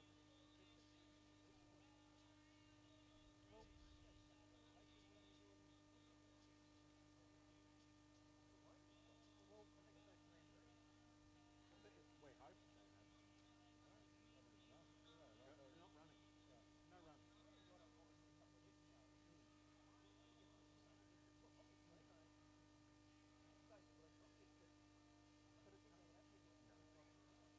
No, I thought they would have done. But we were saying before the game with them, because the breeze is a bit swirly. It's going that way, but it's swirly. Once it gets to the big boards, if they don't close them and it hits the deck, they're bucketed. Because Palmy have got numbers to fall. And as soon as they get it, they're spreading like buckets.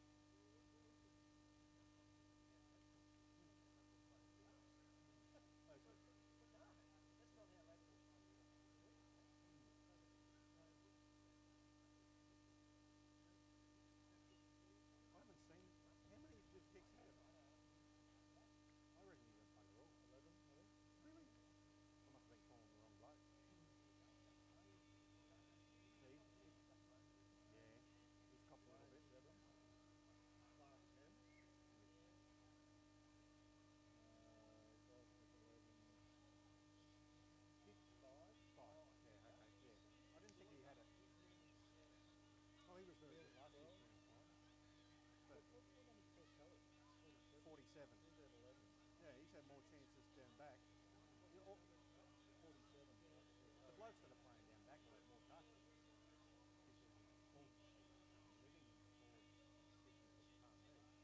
Red Boat's taken 5 marks. Red Boat. Yeah. Birch has had 15, Cornish 10, Dickman 12. Harrison the ruckman 11. McNevin down back 9. Woolley down back 10. Pine, one of the times has had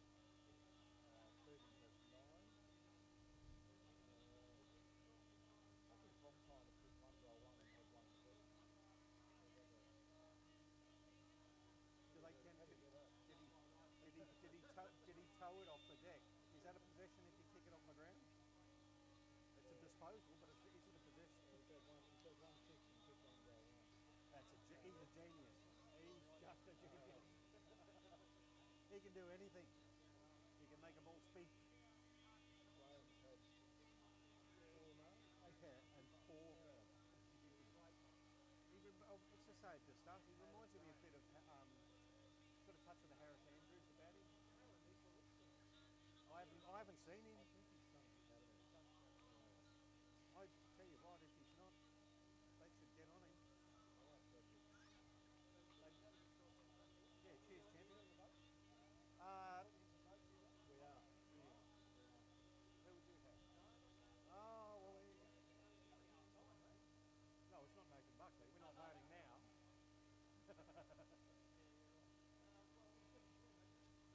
Yeah, I think that's it.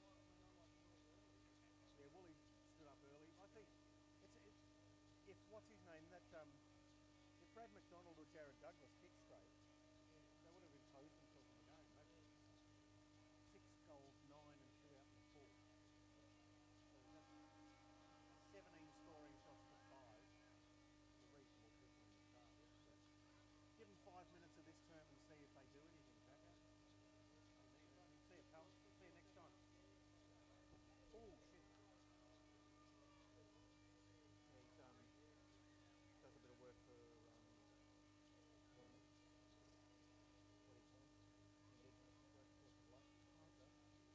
A bit of calling with Browning. If you had to do this now, If I had to do it now, I would. She whiz. It's got to. It'd be like you could throw a blanket over 5 of them. I like Troutman. I like. Chapman dropped out a little bit. Not a problem. It makes a really big crack when you do it. Ladies and gentlemen, the referees finally ask all spectators to leave the playing arena in preparation It's a good day. I just thought that would be better than a crack would be better than a. between Palm Beach, Currumbin and the Labrador Tigers. While around, ladies and gentlemen, please put your hands together for our half-time entertainment. But has he? Renee Labrador. Dignan's saying better than I'd like to follow Renee further. You can do so by Yeah, it would be nice. Renee's Great, there's Kanga.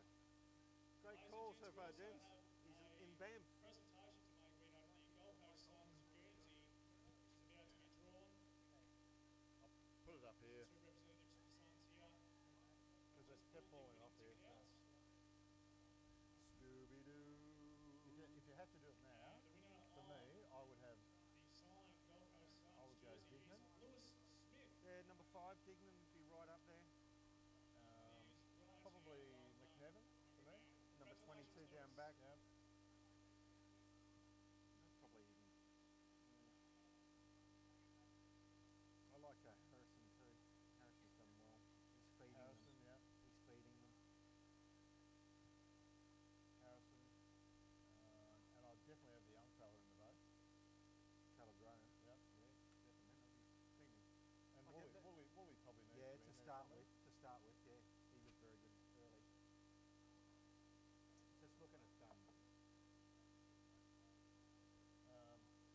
Anyone from their team? No one really. Clark's had 10, Goldsmith 11, Wade Mills maybe. Mills is the only one. he's the that only one. He's And I've got to say, he's sneaking for a vote. sneak in there at the bottom end somewhere. All right, that's good. That's where we are at half time. There you go. That makes sense. Remember that. I've left you a little bit late to have a little tea, haven't I? John Bolt. I can't do it.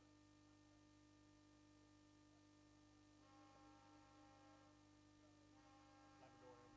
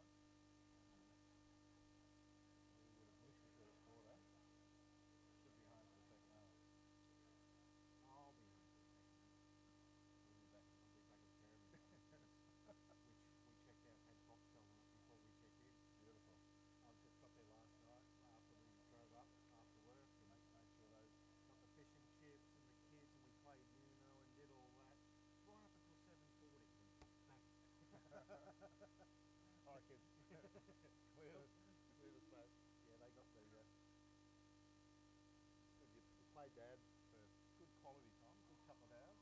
That's it, mate. Just put in the Righto. get the brownie Out of my way. Well, if the Lions are playing, the eldest will watch. Yeah. Little one's not quite there yet. Oh, they're going to go down. She's supposed to be. What's Mr. Davis doing? Getting himself ready.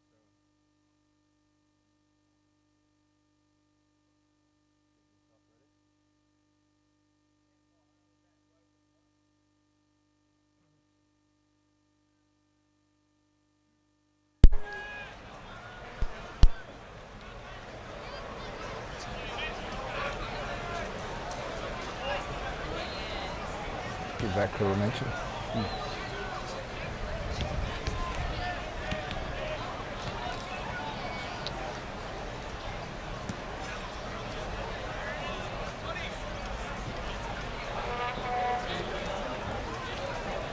And welcome back here to Southport Fankhauser Reserve. It is the home of the Southport Sharks today. It is the home of the 2017 QAFL Senior Grand Final between Palm Beach Currumbin and Labrador. And at half-time, it is Palm Beach Currumbin, the Lions all over Labrador, 6-9-45 to 5 behinds. The Tigers yet to score a goal at half-time. So 40 points the margin to the Lions after they led by 27 at quarter-time. It's Michael Price calling all of your action with Collingwood Premiership player and current coach of the AFLW Brisbane Lions, Craig Starcevich. And Stars, they've been all over him. Palm Beach. Yeah, they have. They've been terrific, and this is a huge quarter coming up for Labrador to get themselves back into the contest. There's a lot of people at the halftime break were quite amazed that this has happened 2 games in a row to the previously undefeated Tigers, but this is a massive quarter coming up. They've got the assistance of what we think is about a 2-goal breeze. Might have dropped off a little bit now in the second half, but they've still got the ascendancy going towards the right of screen. So it was Jed Harrison versus Andy Hollis in the ruck for Labrador. The ball gets stuck underneath there, and on some more feeling being displayed as Jason Burge reaches in. We've got Harrison back in the ruck there. He's one of the better players on the ground in the first half, number 23 for Palm Beach Currumbin. Ground level, he's got Dignan that's been great as well, and Burge has racked up 15 disposals. Here he is now. Well, tackled, breaks that tackle, then gets thrown after he got rid of the ball. Umpire adjudicated that it was an incorrect disposal. So the quarter starts the way Labrador would have liked it. They've got the ball in hand. Todd Featherston with it now. Long kick inside 50, ill-directed, and went straight down the throat basically of McNevin. Umpire's called a whistle, and it will be a free kick that'll go to Jake Goldsmith. So they can get their first goal on the board here. He'll have to kick it from 50. So Goldsmith has started forward, Pricey, at this centre bounce, and straight away putting the pressure on the Palm Beach Currumbin defence down there. He's probably going to have Dirk Conan as his matchup, only a young fella, 17-year-old, but Goldsmith here, chance to kick the first one for the Tigers. Here he goes. That's dead straight. Goal umpire does not move, and that's got them up and about at the start of the third term. Labrador get their first goal. So it's 6-9, 45 to Palm Beach Currumbin to Labrador. 1-5-11, back to 34 points. That's a great start. So now they've got the 3 talls down there, which is potentially going to stretch the opposition defence, given that Palm Beach Currumbin don't have a stack of tall defenders down there. However, most of their damage, as we commented on in the first half, Pricey, has been the way they've been able to run the ball out of their defence. So now it's all or nothing from Aaron Shattuck's point of view. Load them up with talls and see if we can start hitting the scoreboard. It's hacked out of the centre there for Palm Beach. It was Tom Tyne who couldn't quite control it. Now it ends up with Daniel. Handball forward. Walker, Sam Walker, chipping pass. Doesn't quite hit the target. Well done by Butterick to at least get down the ground level and get the ball up. Turns it over though. Jason Burge chips it forward to Dignan, having a fine game so far. Handballs now to Tyne. Tyne inside 50, and it's a downfield free kick, and he gives him some too. Tom Tyne gets right up into the face of the big man and says, "Thanks very much for the relayed free kick, champion. We'll have a shot at goal." Pretty handy because it's in the hands of the young fella Caleb Graham down there too. Pricey, who we've noticed has had a terrific first half, taken 4 marks and had 8 possessions, but the quality of those possessions has been the thing that stood out most for us. And he was the one on the lead there for the downfield free kick. Already kicked a goal, looking to get his second of the day, comes in from 40. Goal umpire has to do a lot of work to the left, so it's only a behind. So 6-10. Palm Beach Currumbin spraying them around to 1-5-11. He's had his 4 shots at goal as a young fella, 1 goal 3 this afternoon for Caleb Graham. He's run too far. And that's a critical error coming out of defence. The big fella in Jaden Young, who's changed jumpers from number 1 to 57 when it got torn off in that melee. Just coming out of defence, and he ran too far. Free kick to Brad McDonald. So we're right behind it here. That's harsh. Good pressure by McDonald to not give up on the chase, but you've seen players get away with less, Pricey. He lets go from 50, it starts left, it stays that way. 1 behind results. 6 goals, 11 to Palm Beach Currumbin. 1 goal 4 to Brad McDonald. Well, now there is something you wouldn't want on your CV if you're a noted goal kicker. Now, it's all starting to crumble a little bit. The fullback's gone over the goal line in the goal square. It was actually Tom Davidson. He was an All-Australian in the under-15 ranks. He's as tough as nails, but he went over the line there, so it'll be a ball up at the top of the square, gifting Palm Beach another opportunity. So this is where Palm Beach are dangerous here, Pricey. Someone on the move at ground level. Looked like it was going to be time then, but the ball didn't get to him. So they've been really, really dangerous around those forward stoppages with getting people moving through the contest. He called that well. Yes, Caleb. What a monster kick that is. That's gone 65, 78, close to 80 metres. I'm just adding it up. Dylan Troutman's done a terrific job to hang on to it. Well done there. And Dignan again, Jake Dignan, having a ripping game. All but 4 players on the ground in front of him. Gets around the man on the mark in Matt Daniel. Gets a free kick on the way through. Kicks it inside 50 and doing what he does best, Wade Mills, doubles back.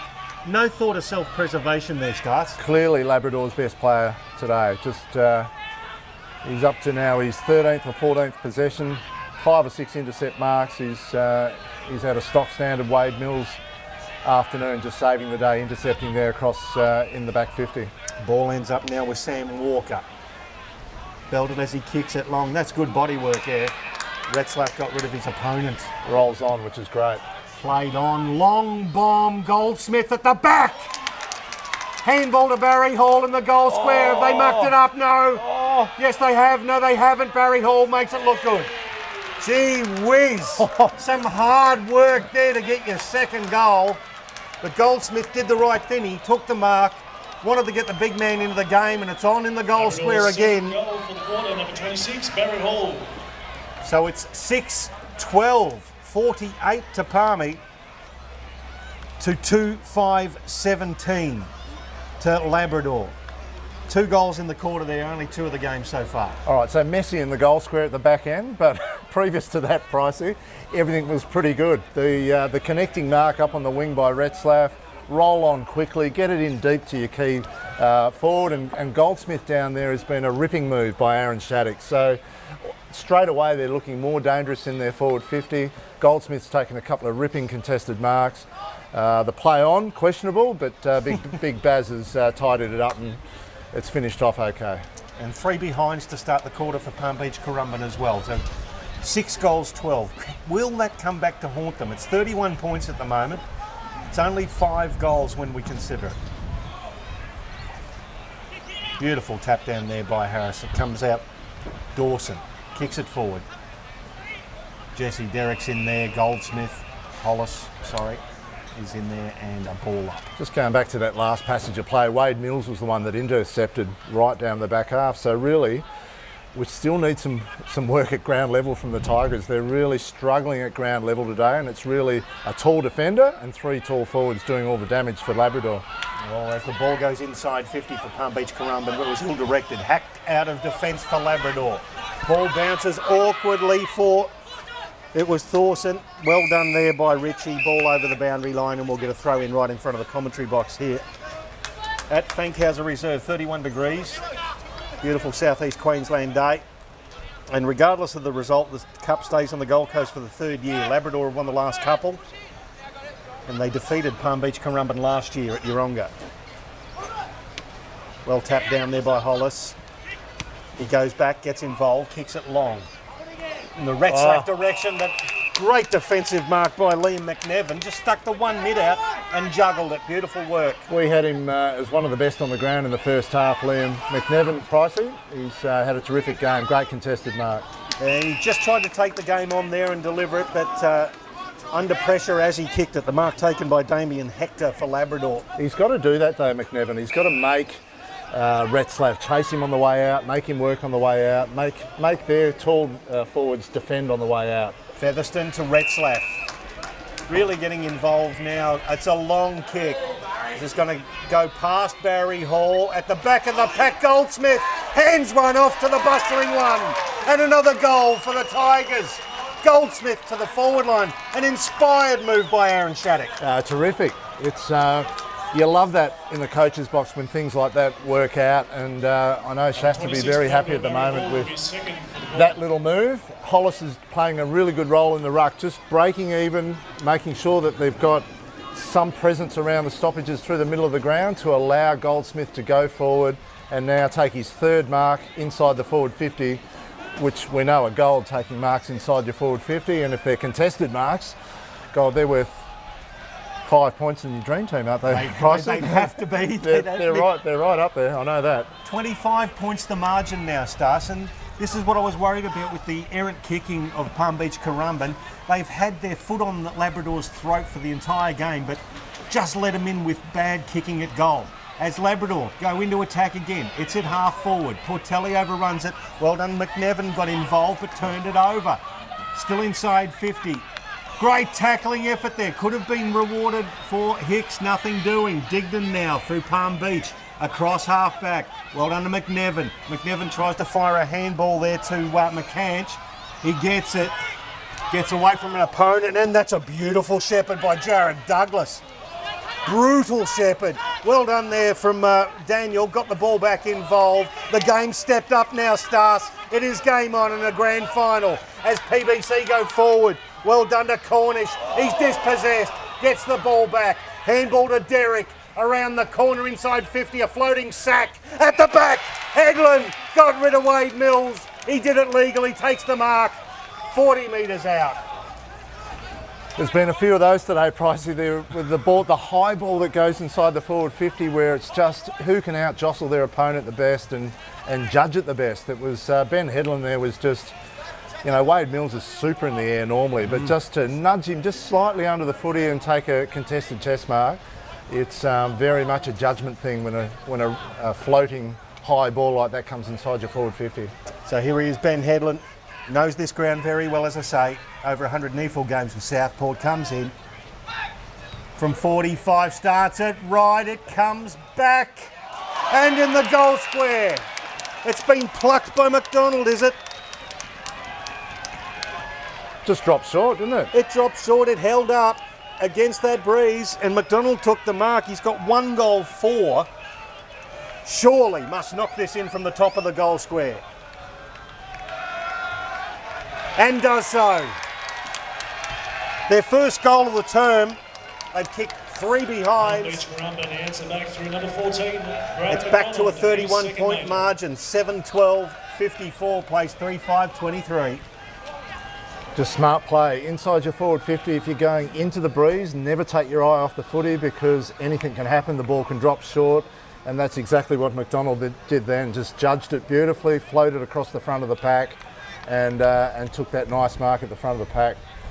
So really good smart play. You just never know what's going to happen and what little opportunity might present if you just keep your wits about you and watch it really closely as it falls in, as it travels through the air. So 3 goals to 1 in this third term. Labrador will be looking to step that back up. Ball in the middle. Hollis versus Harrison. Harrison gets that one down. It's stuck underneath several. Tyne goes in, tackle without the ball. Oh. Umpire says no, play on. Well done. Gets out to Burge from Harrison. Burge inside 50 at the back, well read. But dropping the mark was Daniel. Palm Beach with another opportunity. Jesse Derrick's going to have a ping. He'll get around his opponent. Oh, he scragged as he got rid of the ball to Headland. Headland tackled. They still got rid of the ball. Picked up by McCanch. Across half forward. Here's a go. Chipping pass in the direction of Circum. Takes the mark in front of Jacob Kenny, and it was just a lowering of the eyes. Beautiful chip pass in front of a big man with good hands. Yeah, it was. The lead up though, gee, they had some time. The umpires had given them plenty of time to dispose of the footy with some enormous pressure at ground level there by the Tigers' defence. So probably very, very lucky that it's panned out the way it has. So it could make things very, very difficult for Labrador coming back. Got a blood rule here, Pricey. Just see who's coming off. Number 25 for Palm Beach Currumbin's Jacob Dawson. He's got a nice little cut above his left eyebrow. So here's Anthony Circum. He's a good set shot. Kicked 4 goals twice this year against Mount Gravatt and Wilston Grange. Comes in from 35, leans back and puts it across the face. One behind, you give him a rap start, that's what happens. Yeah, just didn't stay over the footy enough, kicking it into the breeze, which is just fell off the technique there just slightly. So 32 points the margin in favour of in favour of Palm Beach. 14 and a half gone. That's a monster kick. It's gone almost into the centre of the ground. 2 kicks and we're inside 50. Old school footy. Brain. He goes hard for the ball. He's got 2 opponents. They did well, Palm Beach Currumbin, to get that ball out of defence. Good body work in tandem, McCanch. And getting a little bit frustrated there, it was Featherston. It was McCanch and Troutman in tandem. We were sort of critical of Labrador early in the game about blazing away, going inside their forward 50. However, the dynamic down there is a little bit different now with the 3 tools, Pricey. Might as well get it in when you can, I suppose, as Stephen Tyne tackled by his opposite number in Featherston. Taken by Daniel. He's tackled, loses the ball. Now it's with Hector. Handball forward. Putting himself in there was Tom Tyne. Well done there to Douglas, who propelled it forward. Goes in second time, gets the ball out. Gets it to Harrison, who scrubs it forward to half forward. There you go. Nicely scooped up. And good tackling. That's a big tackle on Circum. He was the one who laid that. It was Clark. And it will be incorrect disposal. He did throw that one up. It did bobble. And a one-handed handball. It's a good tackle. So Adam Clark. Need a lot more from Clark and players of his ilk. And they need to get some run-on starts. We haven't seen much all day. No, not enough in their midfield group, not enough in their runners. Retzlaff. Big target, good grab. Takes it, wheels around onto the right shoe, kicks it away from Hall. It's going in the direction of Mills, who floated down. Hall imposes himself, gives it to Brain, tackled without the agate. He looks at the umpire with pleading eyes. Nothing happening. Ball stuck underneath, and there'll be a ball up at 45. And Barry Hall has just knocked a player over behind play. And I noticed nobody's actually rushing up to push Barry Hall too hard on that one. But it was a foolish free kick for a man of his experience. There was going to be a ball up 45 metres from goal, and the free kick will go to Palm Beach Currumbin. And a 50. And a 50 as well. So there you go. 14th on the AFL all-time goal kickers list. Member of the AFL Hall of Fame. Still did something silly. Yeah, can't comment on that one. That was just crazy. Just silly. Crazy. The ball's inside your forward 50 and you're chasing the game and you give away a free kick like that. As Palm Beach now going to attack with Troutman. Oh, big leap. Good grab taken by McDonald. If he had a kick straight, he had a mighty, mighty game. He's already kicked a couple, 2-4. He gives it inside to John McCanch. And just when you thought Labrador were really changing the game around with that great move of Goldsmith in there, a couple of little things have happened. It's fallen back off. McCanch, it's a long kick, holds up in the breeze. Have a look at that. Wade Mills will take it down. and put it over the boundary line for a throw in right next to the behind post. Yeah, momentum swung back now, hasn't it? Looks like Palm Beach Currumbin has steadied the ship a little bit, Pricey, and just got it back a little bit on their terms. Just kicked the one goal up into the breeze, but that one goal could be vital come the end of the game. Oh, Jesse Derrick, off hands, left foot, and a goal! Oh, that's like a knife to the heart for Labrador. Jesse Derrick, a controversial week for the Palm Beach Currumbin captain. Originally suspended, then not, then suspended, and then not, and playing in a grand final, kicking a goal. I was just looking at the way he got free though, Pricey, at the back of that stoppage, and we've sort of said it all day, just the lack of desperation by the Tigers defenders at ground level to get after opponents. We commented on exactly that in the first quarter, that how loose they were, the lack of urgency, getting after people they think are not in dangerous positions. But guess what? Anyone inside your forward 50 is dangerous. If there's a stoppage in that part of the ground, you've got to cover off on all of them. And Jesse Derrick had a world of space there to work in and snap on his left foot. And it's back into the middle of the ground. Hollis propelled it forward. It's picked up there. Well put forward by Gleeson to the goal square. Goldsmith did beautifully to actually control it down with one hand, but it was rushed through. And one behind results. So 61 plays 24. As Palm Beach bring the ball back in. Free kick will end up with Conan. He's got McNevin. Actually 3 men all over the place, more or less. He's going to go long to the outer side, and a big lead from Woolley. Oh, he's got a habit of doing that, Josh Woolley. What an X factor he is, and what a great grab in a grand final. Kicks it long down the outer side. Picked up by Cornish. He did beautifully to control that, and then undid all that by kicking it into the third row, so to speak. Josh Woolley, gee whiz. He's taken mark of the year this year and mark of the day today. That's a great grab, and it's just so balanced in the air when he got up. Just a terrific grab. Landed like a cat as well. Here come Labrador though. Clark chips it in the Retzlaff direction. That was in his advantage. Chipped it forward. The big fella takes it. 8 marks for Bryce Retzlaff today. Go back and have the Dennis Lilly run up and have a ping at it, Sunshine. He's got the distance and he's got the breeze at his back. The Tigers need something. Something inspiring. Can the skipper deliver it? Play 20 minutes of the third term. From 60 metres, Retzlaff lets go. He lets go.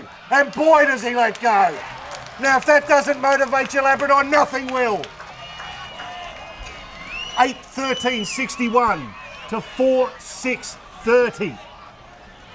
Back to 31 points, Stars. Good grab. They'd be in all sorts without the captain's game today. He's been terrific. Another contested mark. He's taken 8 for the day so far. 8 marks overall. I'd reckon 5 or 6 would be contested today, Pricey, which is all you can ask of your lead up half forward. But to go back and kick from 60, and absolutely straight as a die too, wasn't it? Yeah. Straight over the goal umpire, barely moved through its flight. So absolutely flushed it. Inspiring goal, but they probably need 1 or 2 more before the three-quarter time break. 63 goals for the year to Bryce Retzlaff, not bad. Oh, it's too easy out of the middle there for Dawson. Kicks it inside 50. Mills reads it best and hacks it out of midair.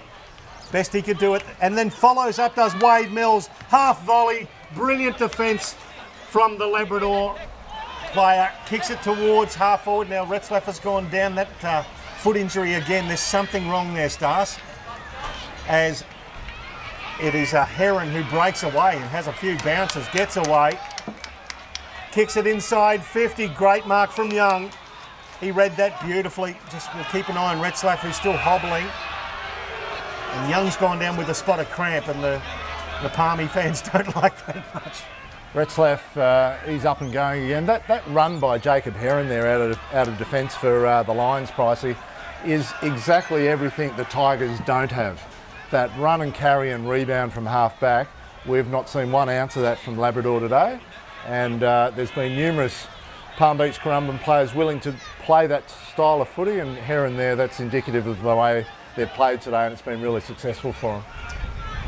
And here's Retzlaff, he's hobbling after it, but he did beautifully to pick it up and go around in the middle of the ground. Jesse Derrick, great body work, got rid of his opponent in Hector, takes the mark, goes back to the outer side. Good defensive work from Jackson, brings it to ground and follows up with another tackle. Palmy still have the ball. It's going to go back inside 50. Here it goes, he's young. He's done well after suffering from cramp just a little while ago. It's a dangerous kick. The spoiling effort's going to make it even more dangerous. Fumble from Walker. Chance for Palmy again. Young picks it up, tackled, loses it. It's hooked around the corner and saved again. Umpire says it didn't go the full distance, so it wasn't a mark there to Featherston. He's tackled over the goal line, and it will be another behind the Palm Beach Currumbin. So 8 goals, 14, 62, plays 4-6-30. Still only 5 goal starts if they can ping another one here, but it's not going to happen. Dignan, he's got to be in your top players. No, he actually gave that one away. It's going to end up with Jackson. So Jackson's got Retzlaff on the lead. Kicks it in his direction. Taken down by McNevin. Could have been a free kick for high contact. Nothing doing. McNevin did beautifully. Backed up and then hit Dignan, who's growing in stature. Just forward of centre wing. Gets it to half forward. Oh, there's us playing with him now. Woolley, he'll kick this from 50. Josh Woolley, the left foot to the goal line. No. Well, I put him off, Stars. I thought he'd just kick that from anywhere. No, great kick off the boot. And he's got a terrific technique, Josh Woolley, but just faded a bit at the last minute. So 8 goals, 15. Big kick, goes over the head of Tyne. It was a nice flying effort from Billy Hicks. Haven't called him very much at all. Get a little bit of a lesson in the midfield today of Labrador. Brain did well through traffic, got the handball away to Butterick. He's got Hicks now. Now what can Billy do? He kicks it inside 50. Over the head of Barry Hall on the lead. That was a mongrel of a kick. That's butchering your opportunities. That's what that is. That is not a great kick from Billy Hicks, and it ends up now with Stephen Tyne, the vice-captain of Palm Beach Currumbin's had a fine game. Hits the Grogan medalist in Burge. Wheels around. Comes off the side a bit. And that's a dead set push out by Ben Headland, and if he keeps going, it'll be 50. So he stops. Free kick to Nick Jackson. Probably didn't play that well, did he, Benny Headland, on that occasion? Just probably just need a little nudge under the footy, not give away the free kick. It was a hefty nudge, wasn't it? It's coming back inside 50 here, and that's a very well weighted kick. It's got to be close to a free kick regardless. It'll go to Tom Tyne. No, it won't, sorry. It'll go against Tom Tyne. It'll go to Corey Mullins. So Corey Mullins. It's nearly the hardest spot on the ground to shoot from, isn't it? We've seen that in the first half, Pricey. Kick it in the big ones.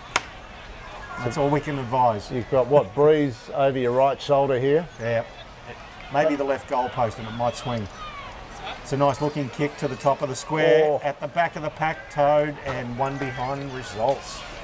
I reckon it almost fell in Barry's lap then. He just didn't quite hang on to it. 4 goals, 7-31. So we're back to 32 points to the margin. Palm Beach Currumbin with the ascendancy here. Played almost 26 minutes of the third term. Now Harrison, Jed Harrison. Got a big engine for a big boy. Oh, that's the free kick. He's taken the game on. He was trying to do the right thing. It was Dylan Troutman and tackled and chased. Zach Brain gets involved again. He loves to get involved. And here's the skipper again. He's doing it all. Chase down tackling, contested marking, goals from 60. He's trying to get him home off his own back, is Bryce Retzlaff. Needs to be careful, Todd Weatherstone there, just behind the player on the mark. Your captain's about to have a shot for goal. Do not give the footy away. He just about did too. That was high contact too. As Bryce Retzlaff, let's go. He's given that every opportunity. What a ripper. That's 2 rippers in a row from Bryce Retzlaff. That's a great kick. 26 points the margin, Stars. Just over 4 goals, and that's about where Labrador would have hoped they'd been towards the end of the third quarter. A free kick against the runner here. It's a free kick against the runner. I couldn't see why, but it'll go from the start. And so Palm Beach Currumbin will receive the free kick. The Labrador runner has infringed coming back in. I think he was inside the centre square cutting across. And that would drive Aaron Shattuck crazy. It's hard enough when your players are in the heat of battle. You don't need your runner giving away undisciplined free kicks. And pretty ordinary too, as it goes back inside 50 for Palm Beach Currumbin. Labrador would love to stop this foray forward. Derek gets it back outside, he kicked inside 50, bounces towards the big unit in Jared Douglas. He gets around, chips at the Burge, can't control it. Davidson was tackled, he let go of the ball. Palm Beach with another shot. Was that Tom Tyne? It wasn't, it was actually Ben Headland. Just snapped it out of traffic. And something else has gone on here. It's a second free kick. What is going on here, Stars? I think he's calling free kick out of the middle of the ground, or is he calling it? He's calling it right here? there, right now. Right, so it's a goal plus a second ping at it. And I wasn't quite aware of why. something happened in the scuffle afterwards. Anyway. It's been kicked forward and they were going for the short pass and punched through. So a 7-point play. Yep. So that's 9 goals, 16, 70 to 4-7, 31. Every time it was like the game last night between Adelaide and Geelong. Every time Geelong looked like they were going to get closer than 5 goals, Adelaide put the foot down. And the same's happening here with Palm Beach Currumbin. Burge, left foot. It's a floater. It's a spiralling mongrel, but it's going to bounce awkwardly. Nicely picked up by Kenny. Mills back to Kenny under enormous pressure. Ends up with Walker. Tackled. Loses the pill. Douglas involved. Butterick. What can he do? He cleans up and Really they're out here. They've got a shot. It's Clark. He's had a bounce. He chips it into the middle of the ground. Finds Featherston. Featherston now needs to get a wriggle on. Moves it. Kicks it inside 50. At the back of the pack, Goldsmith can't quite complete the mark. Well done, Caleb Graham. The big unit just lopes after it, keeps the ball in, handballs forward. A good tackle by Thorson. Dragged Ritchie over the line and keeps the ball. Inside forward 50 for Labrador. Over the boundary line, we'll get another throw in. 5-7-37 it is. I said 4-7-31 before to Labrador, so we're still 33 points. Graham ended up with the ball, kicks it towards the pack, and Mills did well. Was actually held as he punched it forward. Trying to burrow his way through with Cirkin. Nothing happening. Tyler Cornish is in there as well. Ball comes out, and it was Kenny who actually held on a little bit too long to Cornish. Solid boy for a young boy. Kicks it forward. Ben Headland. That's one for the crowd, just juggling it with the one net right on the boundary line in front of the interchange gates. Probably not a bad thing here for the Lions just to hold on to the footy for a little while here and just keep starve Labrador of opportunities to go forward. Good grab there by Hollis. Well done, nicely protected by Wade Mills, and that's the 3-quarter time. An exciting quarter that was. Palm Beach Currumbin 9-16-70 to Labrador 5-7-37. So it's a 33-point margin to the Lions after they led by 40 at half-time and 27 at quarter time. We'll be back with what we hope will be an exciting final quarter very shortly here at the 2017 QAFL Grand Final. Over Labrador 5-7-37. Goal kickers thus far for Palm Beach. Jesse Derrick has 1. Tyler Cornish has 1. Benjamin Headland 1. Caleb Graham has 1. And multiple goal kickers, Thomas Tyne with 2. And Brad McDonald also with 2. For Labrador, Jake Goldsmith 1. And the multiple goal kickers, Barry Hall with 2. Bryce Redstone also with 2. Yeah. Rough. Did he hit him, do you? I know he's face or chest or did he get reported? That's all I know.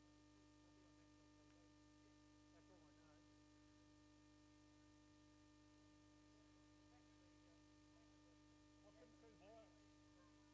I saw him. Yeah, it was the 13th of the frame.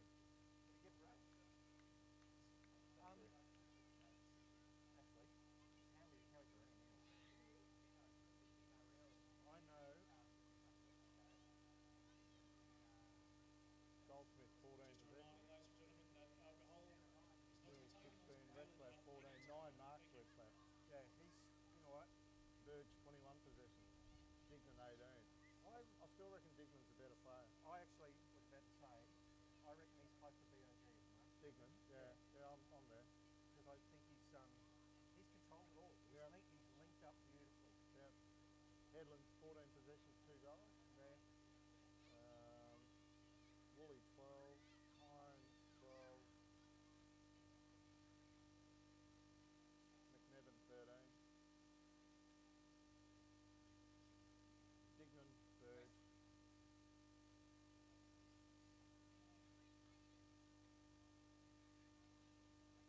Retzlaff.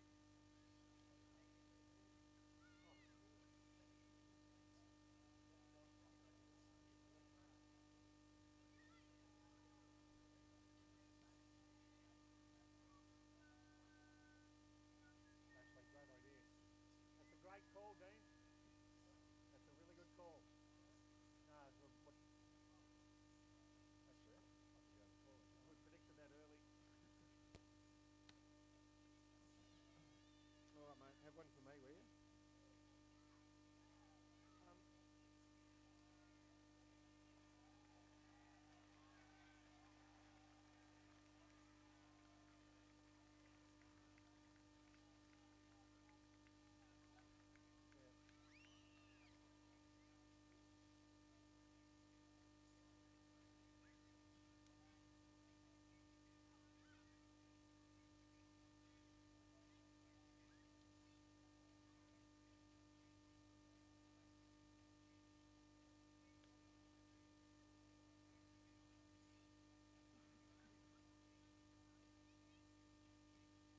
Oh, hey Howie, up here.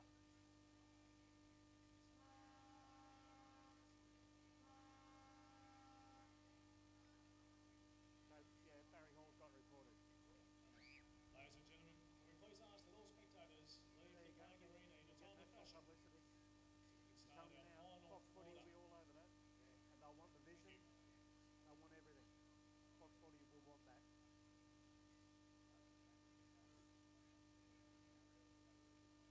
Yeah.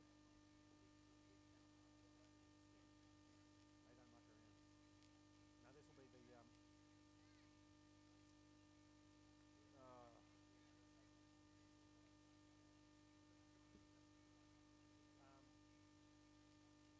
who does the media for the QAFL? Is that Joe or Helen? Who's media got person? Who's the QAFL media person? QAFL media person? Is that you? Lisa? If I was her, I know it's the Mick Jagger Rolling Stones philosophy of any publicity is good publicity. Barry Hall's just got reported. Okay, and I would get that vision to Foxtel ASAP. No, I mean that's up to you guys, but the way Foxtel would run that in their half-hourly news all day. Barry Hall's been reported. Oh, really? A very good punch in the face. How he just confirmed it. Like I said, whoever the media person is, the AFL care, this is where the Rolling Stones Yeah. get that vision to Foxtel. Yeah. We'll run it every half hour. Yeah, correct. All we do is just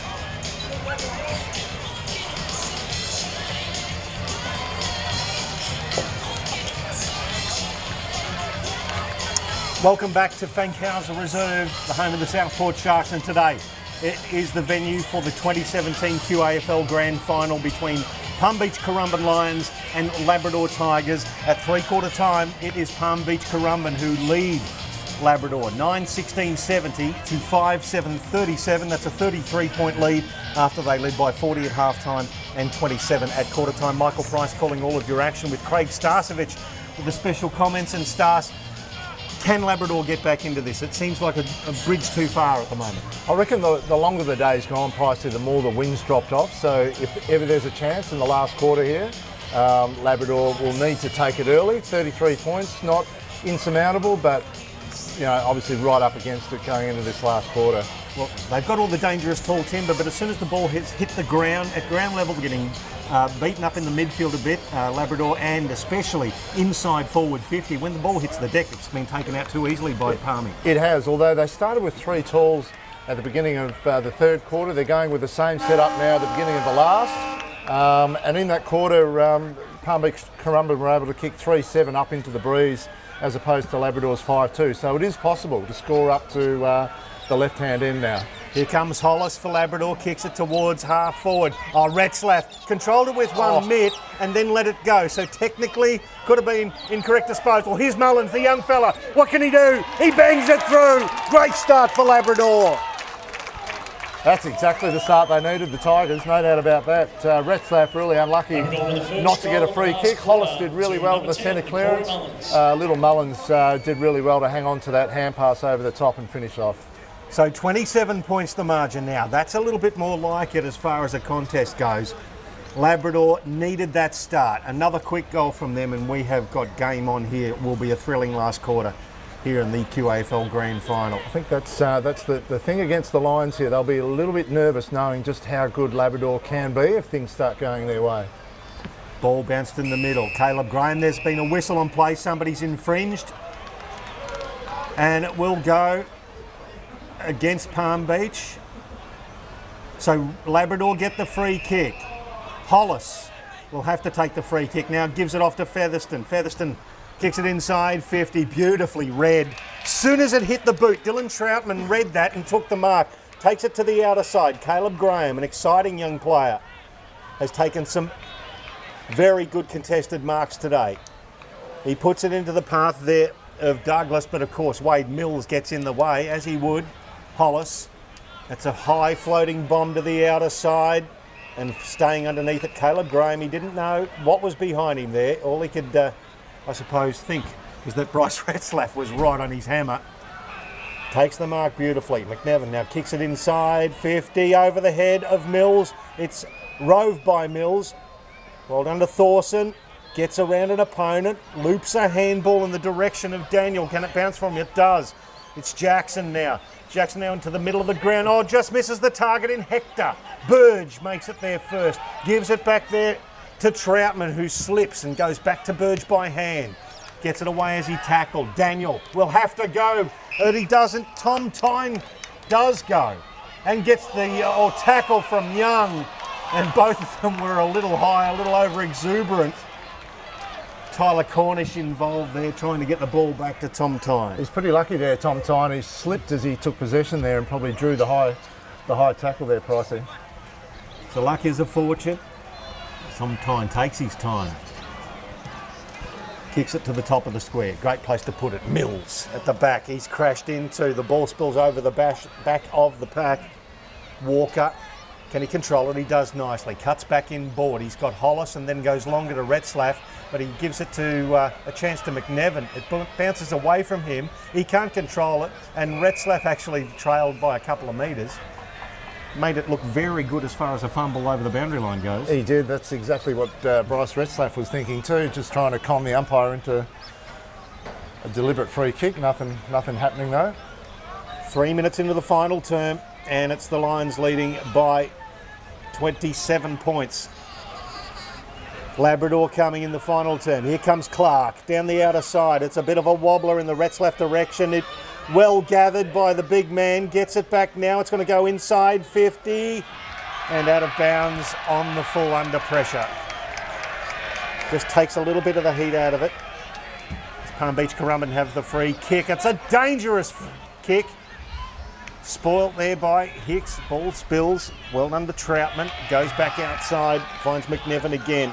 Another dangerous kick. Dignan, sorry. Gets inside 50. Gets the handball to Jesse Derrick.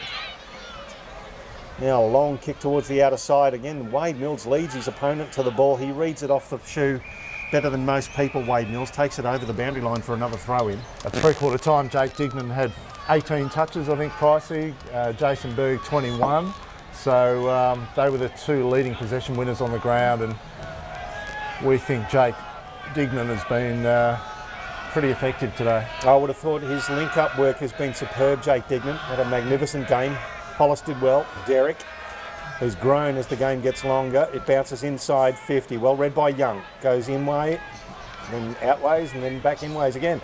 Then kicks it long down the outer side, looking for Davidson. But again, it's Caleb Graham. He's got a good set of hands, this boy. Better than the kick, unfortunately. It goes across half forward. The ball's stuck underneath there. Great tackle. And there will be another ball up. It's been pretty impressive, hasn't he? Young fella Graham, really good hands, jumps at the contest really well and holds on to him, most importantly. Doesn't mind a bit of physical work as well for a slightly built young man. As Dignan goes long inside 50, bounces over the back. Here's Tom Tyne to drill it. He does! That could be end of section there for Labrador, and Tom Tyne absolutely celebrates with a Drew Petrie double fist pump. He's done the Frank the Tank job. Well done. And if you're Todd Featherston right now, giving him an earful probably isn't going to be that effective. That's his third, when he's got a heap of teammates around him Hands it back through number 28, that Thomas have Tyne. He's third. sprayed them. Brad McDonald's kicked 2 goals 4, Jared Douglas 3 points, Caleb Graham 1-3, Tom Tyne 3 straight. So very, very handy when you're hitting the scoreboard like that on grand final day. Back to 33 points the margin. Just keeping them around about that margin. Every time Labrador try to march a little bit forward, Palm Beach answer. Yeah, that's, dare we say it, a match-winning margin at the moment. Ball bounces in front of Featherston. He's taken away by Cornish. Featherston toes it off the deck inside 50. McNevin roving it. Retzlaff. He's been probably him and Featherston. What a great tackle. That is a magnificent tackle from McCanch. Burge, I reckon it was. That was Burge, sorry. Take that back. My attention was taken just for the moment between a little stoush between Retzlaff and McNevin as they come down the outer side and the ball comes into the corridor. Sirkin, and that's Headland. Back to Dignan. Got the handball away even though he was under a lot of pressure. Wade Mills tackled. Ball spills. Now they've got the time. Jesse Derrick on the left foot. It's a floating mongrel one behind. 10-17. So 77 plays 43, so it's back to 34 points. Labrador bring it back in.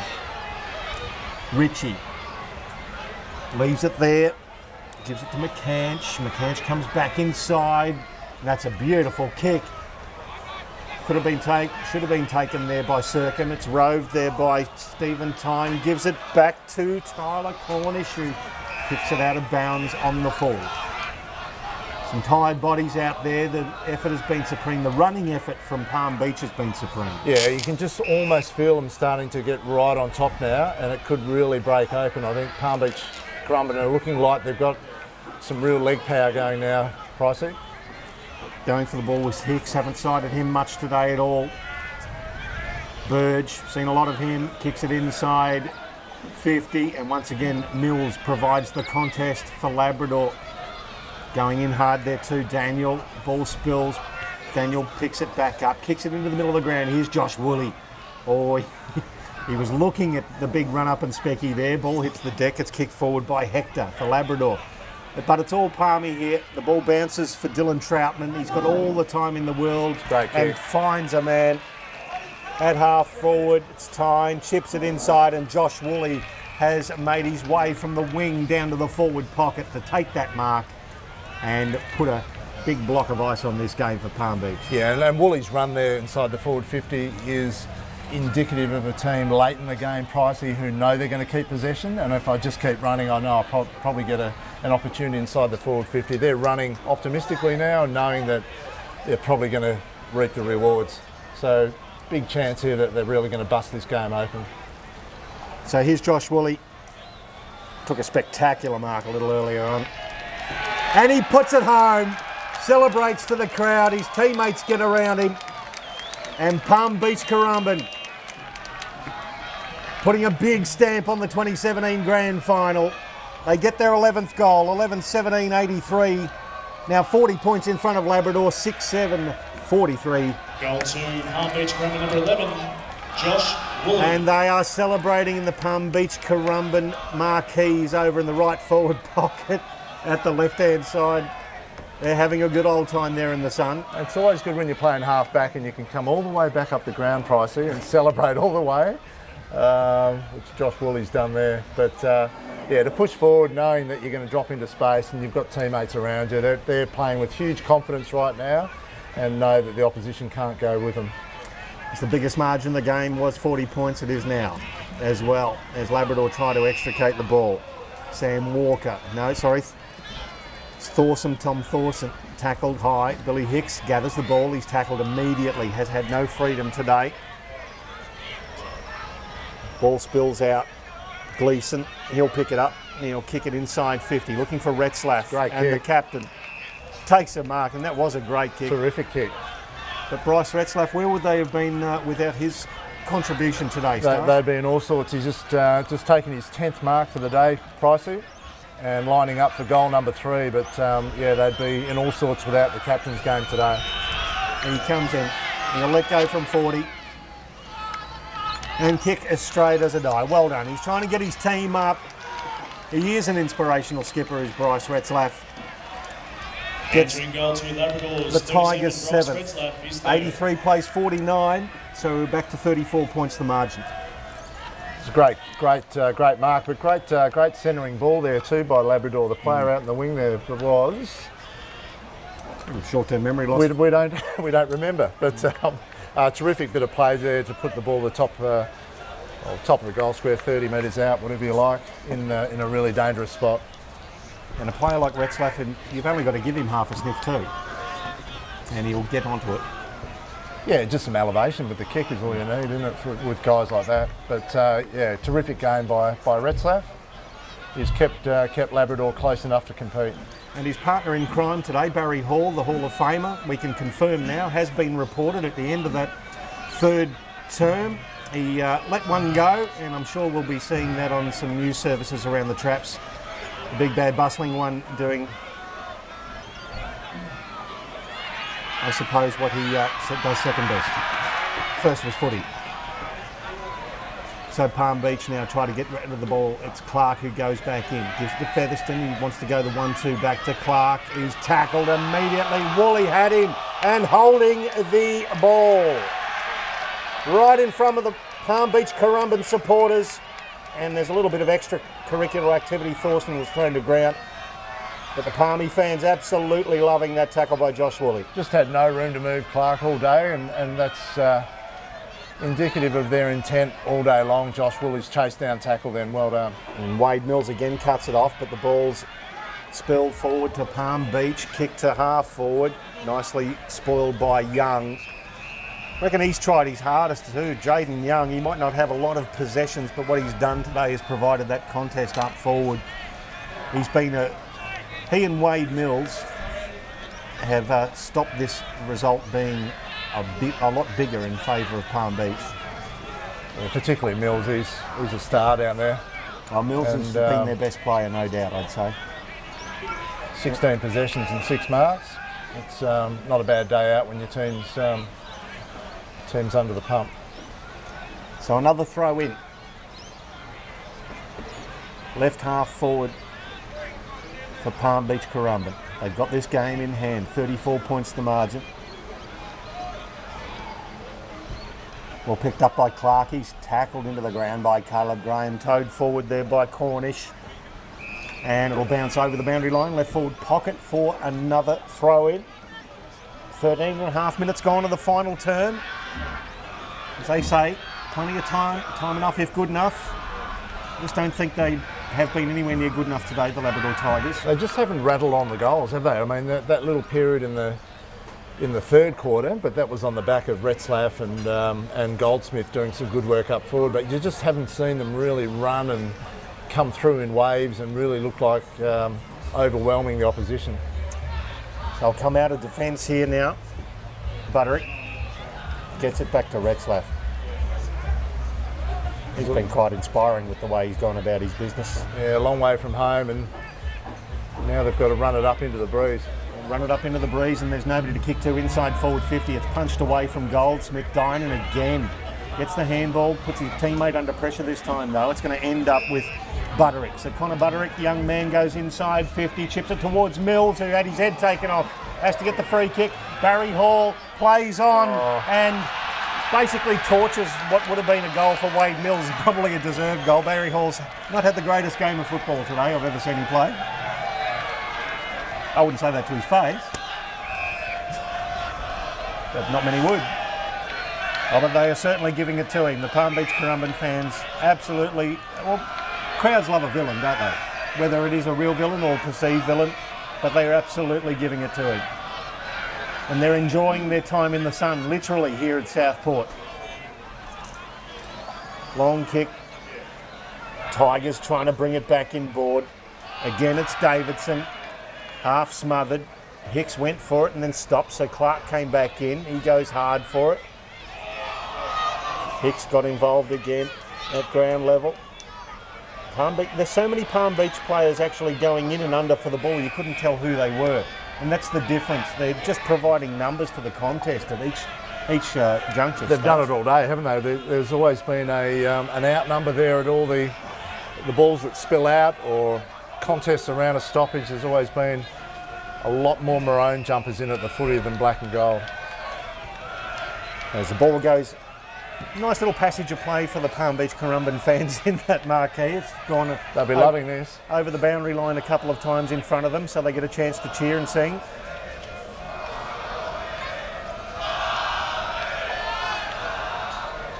Throw in.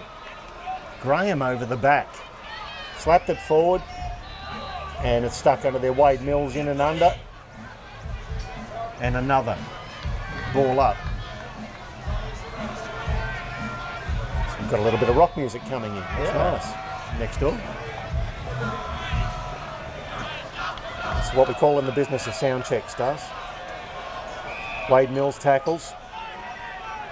I think Palm Beach will be happy for the ball to be camped in that pocket now for the next 10 minutes. Just enjoy the final moments of the grand final in front of their supporters. Free kick to Labrador though. They've got the free kick there.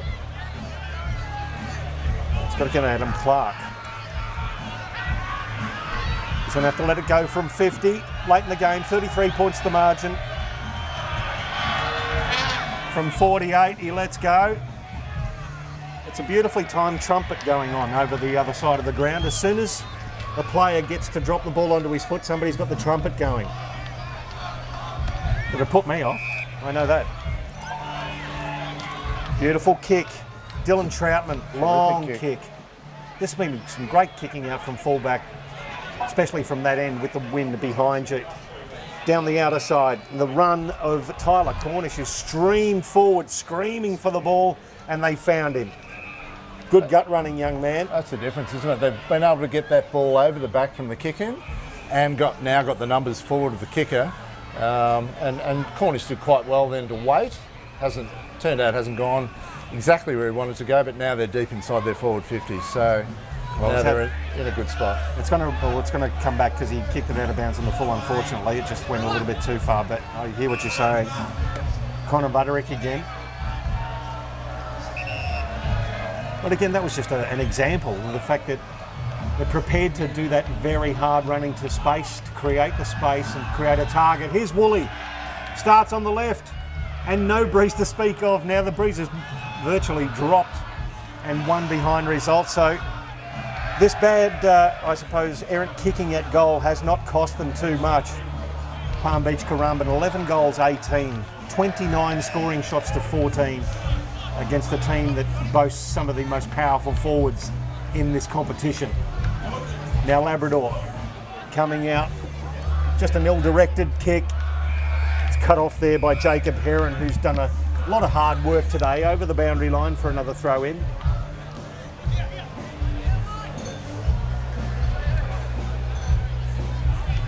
Who's your best on ground, Pricey? Very close. Look, I think Jake Dignan has had a monster game. Jason Burge has racked up the stats. Some very, very good footballers. Palm Beach, I think it's definitely coming from them. Jesse Derrick's gone in hard. as he does just there. Young man in Caleb Graham. Also like Harrison, Woolley. They've had a good contribution, haven't they? It's an even spread. Outside of Dignan and Burge have been the main possession It's winners. those two. It's probably going to be out of those two, you would have thought. But even Headland up forward's been really good. Graham we spoke about. Their defenders, McNevin, even though McNevin's had 3 kicked on him from Retzlaff. But could have had plenty more. Yeah, so Young Dirk Conan, who's done very well as well. yeah, been a good spread of contributors, which is what you want from a team effort on grand final day. They've just had more run and more effort from more players. And Jared Douglas has taken the mark.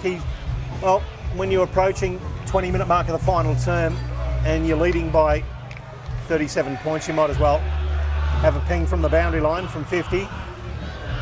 Tom Tynes, another one, 3 goals. 3 straight goals, and very timely goals they were as well.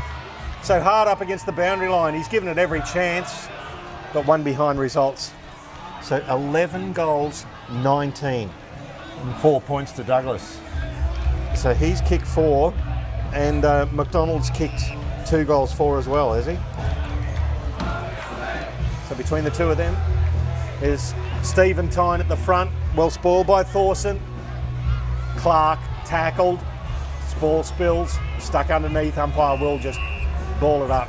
As the party atmosphere starts to roll on here at Fankhauser Reserve in the Southport Clubhouse, we've got some good music happening. The Palm Beach Currumbin fans are going off on the hill. It's been a great day for footy in Queensland here at Southport. 21 minutes gone, final term. Burge tackled over the boundary line for another throw in. Good crowd. 2 Gold Coast sides playing a grand final on the Gold Coast, and regardless of the fact that Palm Beach win this is the 3rd year in a row that the Cup will reside on the Gold Coast. Labrador having won the last 2. Palm Beach getting some revenge after last year's game starts, where they were blown away a bit. Yep, their last 2 games against an opposition that's probably been their nemesis, I guess, for a little while now. But for them to get over the top now and have this special day and 2 really strong performances against them in the finals will be really, really satisfying for Chad Owens and all the people involved with Palm Beach Currumbin who've got their team to where it is today. Just a super spread of contributors. Some really good work rate and run from right across the board has set up this really good, really strong victory. A well-deserved victory it will be. Coming through, it was Tom Tyne who was thrown to ground after he kicked it inside 50, and that's a ripping grab, isn't it? You'd think he had any right to be taking that. Well done. Is that Circa or Douglas? It's Douglas. Both very thick set. Perfect for Douglas, just the marking contest where you can wrestle with your opponent and protect the drop zone, and that's exactly what he did. Well, he kicked a couple versus Labrador in the qualifying final. Hasn't bothered him today, I don't think. He hasn't got the one. No, this will be his first. He's kicked 4 behind. He wants one desperately. Could have had 3 or 4. Well, he usually does kick telling goals. He comes in from 30 and puts the icing on the palmy cake. Look at him jump all over him. His first goal of the day, and the 12th for Palm Beach Currumbin. They know they're home now. The fans know it. They can hear. They can be singing all they like on the hill over there. 91 plays 51. That's 12 goals 19 to 7 goals 9. And it's only the fact that Palm Beach haven't been as accurate as they can that's Labrador have avoided an even more embarrassing margin. Yeah, twice as many scoring shots. Been dominant all day. Set it up with a brilliant first quarter into the breeze, Pricey. Kicked those 4 goals up into the breeze and had plenty more scoring shots as well to really stamp their authority on the game. And Labrador have really never been in it since. Here comes Callum McBurney. It bounces at half forward. Gets away from Daniel. He's young. He's tried hard all day for Labrador. He's had a red-hot crack, as this bloke always does. Wade Mills back to Young. Will be a relayed free kick because Mills was dumped. Young's in the middle. Tackled by Woolley, holding the ball. Incorrect disposal right in the middle of the ground. Josh Woolley will take the free kick and go to the outer side. His skipper and Jesse Derrick fumbles, then has time to pick up and deliver another beautiful ball to Headland. Headland now chips it forward. Harrison, who kept running, gets to the 50-metre arc at left half forward, takes the mark. 24 and a half minutes gone, final term of the QAFL Grand Final. Palm Beach will just maintain possession. McNevin now. He had a good couple of weeks. He was the best on ground for Labrador, McNevin, in their qualifying win. And has backed that up with another solid performance. Here's a pass and another fine mark. Good set of hands. You put it in front of this bloke's face, Douglas, he will not miss it. Great set of hands. Yeah, to say the sting's gone out of the game's an understatement, Pricey, but I think Labrador were quite happy for the Lions to chip around outside the forward 50 there, but Palm Beach Currumbin are not finished yet. They want to go inside 50 for one more crack at it. Just Tom Tyne giving Todd Featherston a little bit of advice later on in the game. Featherston getting a little bit frustrated as Douglas comes in. Just kicked his first a moment ago. Heats off, kicked his second. It's party time for the Lions here at Fankhauser Reserve at Southport. The fourth goal of this quarter. 13-19-97, play 7-9-51. It's now 46 points the margin in the QAFL 2017 Grand Final. Another goal to number 16, Jared. It's probably the other thing about their setup, their price is the number of people up forward that can actually hit the scoreboard. Like McDonald was the one who was busy early in the game. Douglas, then you've got Tyne, who's been the opportunist at ground level a couple of times. Headland's had a few pings. Derrick's had a shot or two. They've got their goals from quite different ways of going forward. By comparison to the opposition, have got a very traditional setup with their 2 or 3 tall forwards. Oh, and the Tyne brothers working in unison there. Tom to Stephen, kicks it long inside 50. Mills to Daniel. Daniel kicks it towards the commentary box wing. Butterick has it punched away from him. Well done there by Richie. Controls the ball. Still did well. That was a clever tap on there by McBurney as well. Ball bounces in front of Troutman, who keeps it in beautifully. Troutman, great balance. Well done. Chips it forward into the arms of Caleb Graham. Has it punched away from him. Headland gets it back to Graham. No, it's picked up there by Hector. Tackled into the ground by Graham. Good work there by Dylan Troutman. Late in the game, you're leading by 43 points and still battling hard on the boundary line to keep it in. Well done. Yep. It's easy to keep running when you're 46 points in front, Pricey. It makes the oxygen just flows into the lungs a little bit easier, Stubbs. Yeah, if the legs are sore, but you can find something when you're that far in front, no doubt. But great play nonetheless by Dylan Troutman, who set the game up for the Lions actually early in the game in the first quarter with the amount of rebound 50s he had. Oh, Zach Brain did a tumble over his own teammate. Well done. Oh, Mills to Brain, bit of party trick, but comes off his knees and then kicks it towards the boundary line. Taken over there by Callum McBurney, and another throw in 65 metres from goal. Now, you've been involved in this Stars at the highest level. We're playing in the Premiership with Collingwood. You get to a point in the game where you know you've got it. Yeah, I think so. And I reckon the Lions are well and truly at that point right now. Oh. They're really enjoying their footy right now, no doubt about that. How hard is it to keep your momentum going when it's you know it's won? When you're on the other end of it, it's very difficult, no doubt about that. Here's Jesse Derrick from 40 under pressure, kicks it to the top of the goal square. Caleb Graham in front, punched away from him. Here's Young. Burge picked up, tackled by Young. Derrick back to Headland. Headland on the left foot. Oh, it's going to be sweet for the veteran. Puts another one through, does Ben Headland. And it is all over Red Rover here at Fankhauser Reserve. Palm Beach Currumbin, first to 100, always wins. Well, they're definitely home then, Pricey. No, he's had a terrific game as well as Ben Headland. A late goal to Palm Beach Currumbin's number 26. He's been the one that's Benjamin another one of Howlands. those medium Second. talls that's been really dangerous in their forward part of the ground prices. So multiple options, quite a different forward setup to your traditional couple of talls, but Ben Headland, one of those guys who's done a terrific job down there.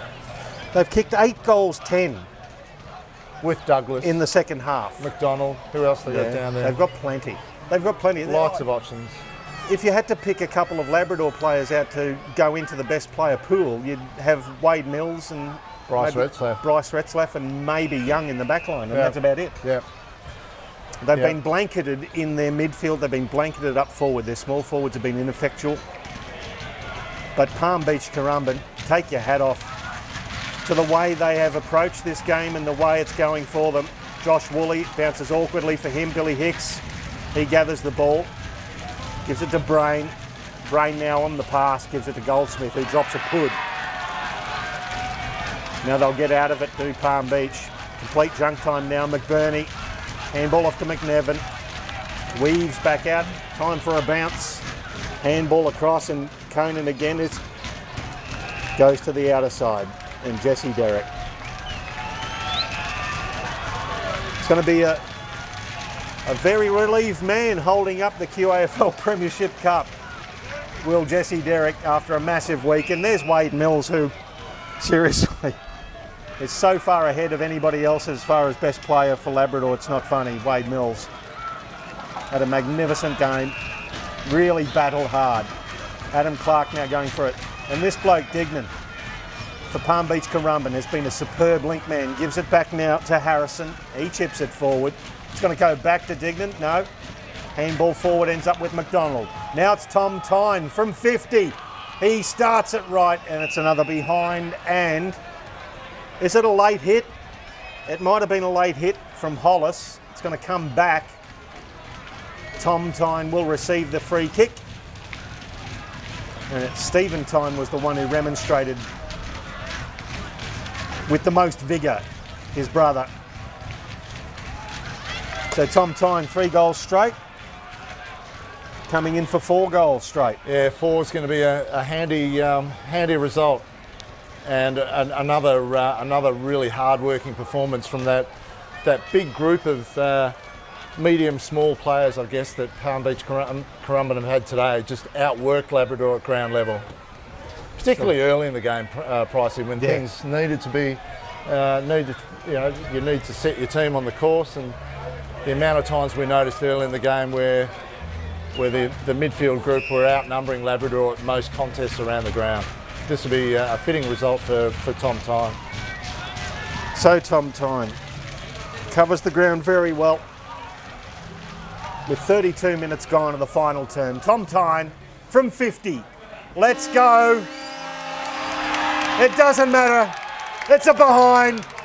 But Palm Beach Currumbin have atoned for last year, and they are the 2017 QAFL Premiers. They have won this game by 53 points over the hotly favoured Labrador side, and their fans come from everywhere to celebrate with them. Congratulations to the Lions. Well done.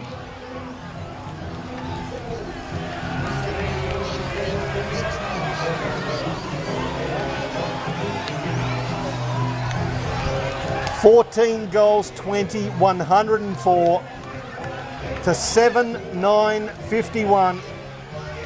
A controversial day for some of the Labrador fans.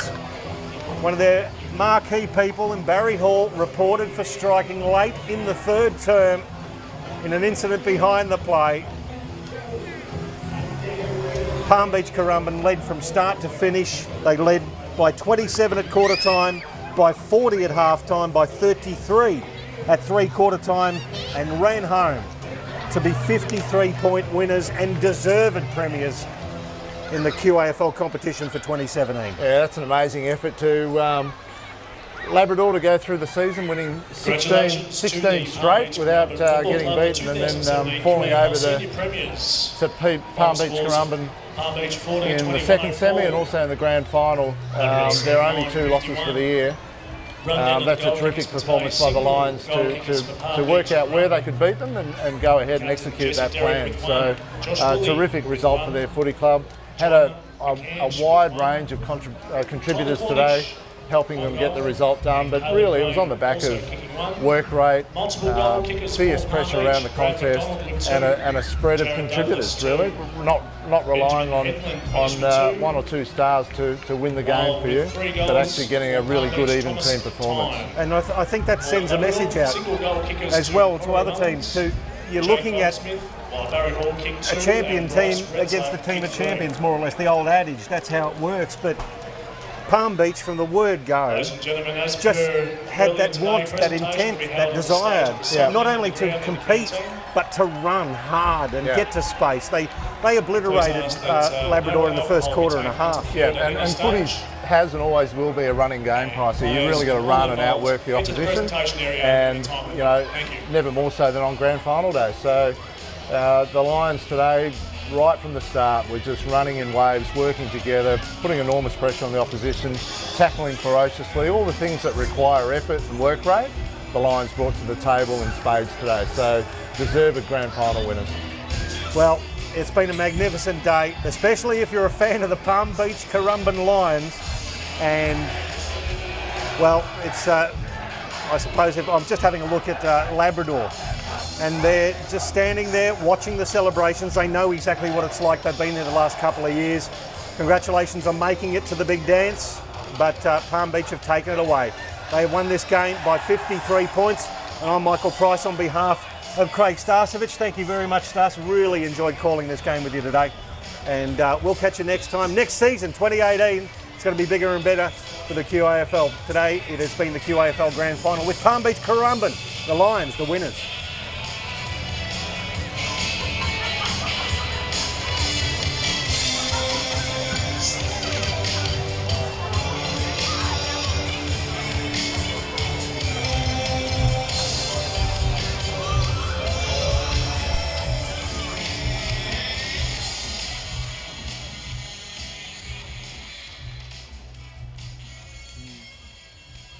Yeah, I'm fine. Yeah. What do you think? I reckon Headland came in late.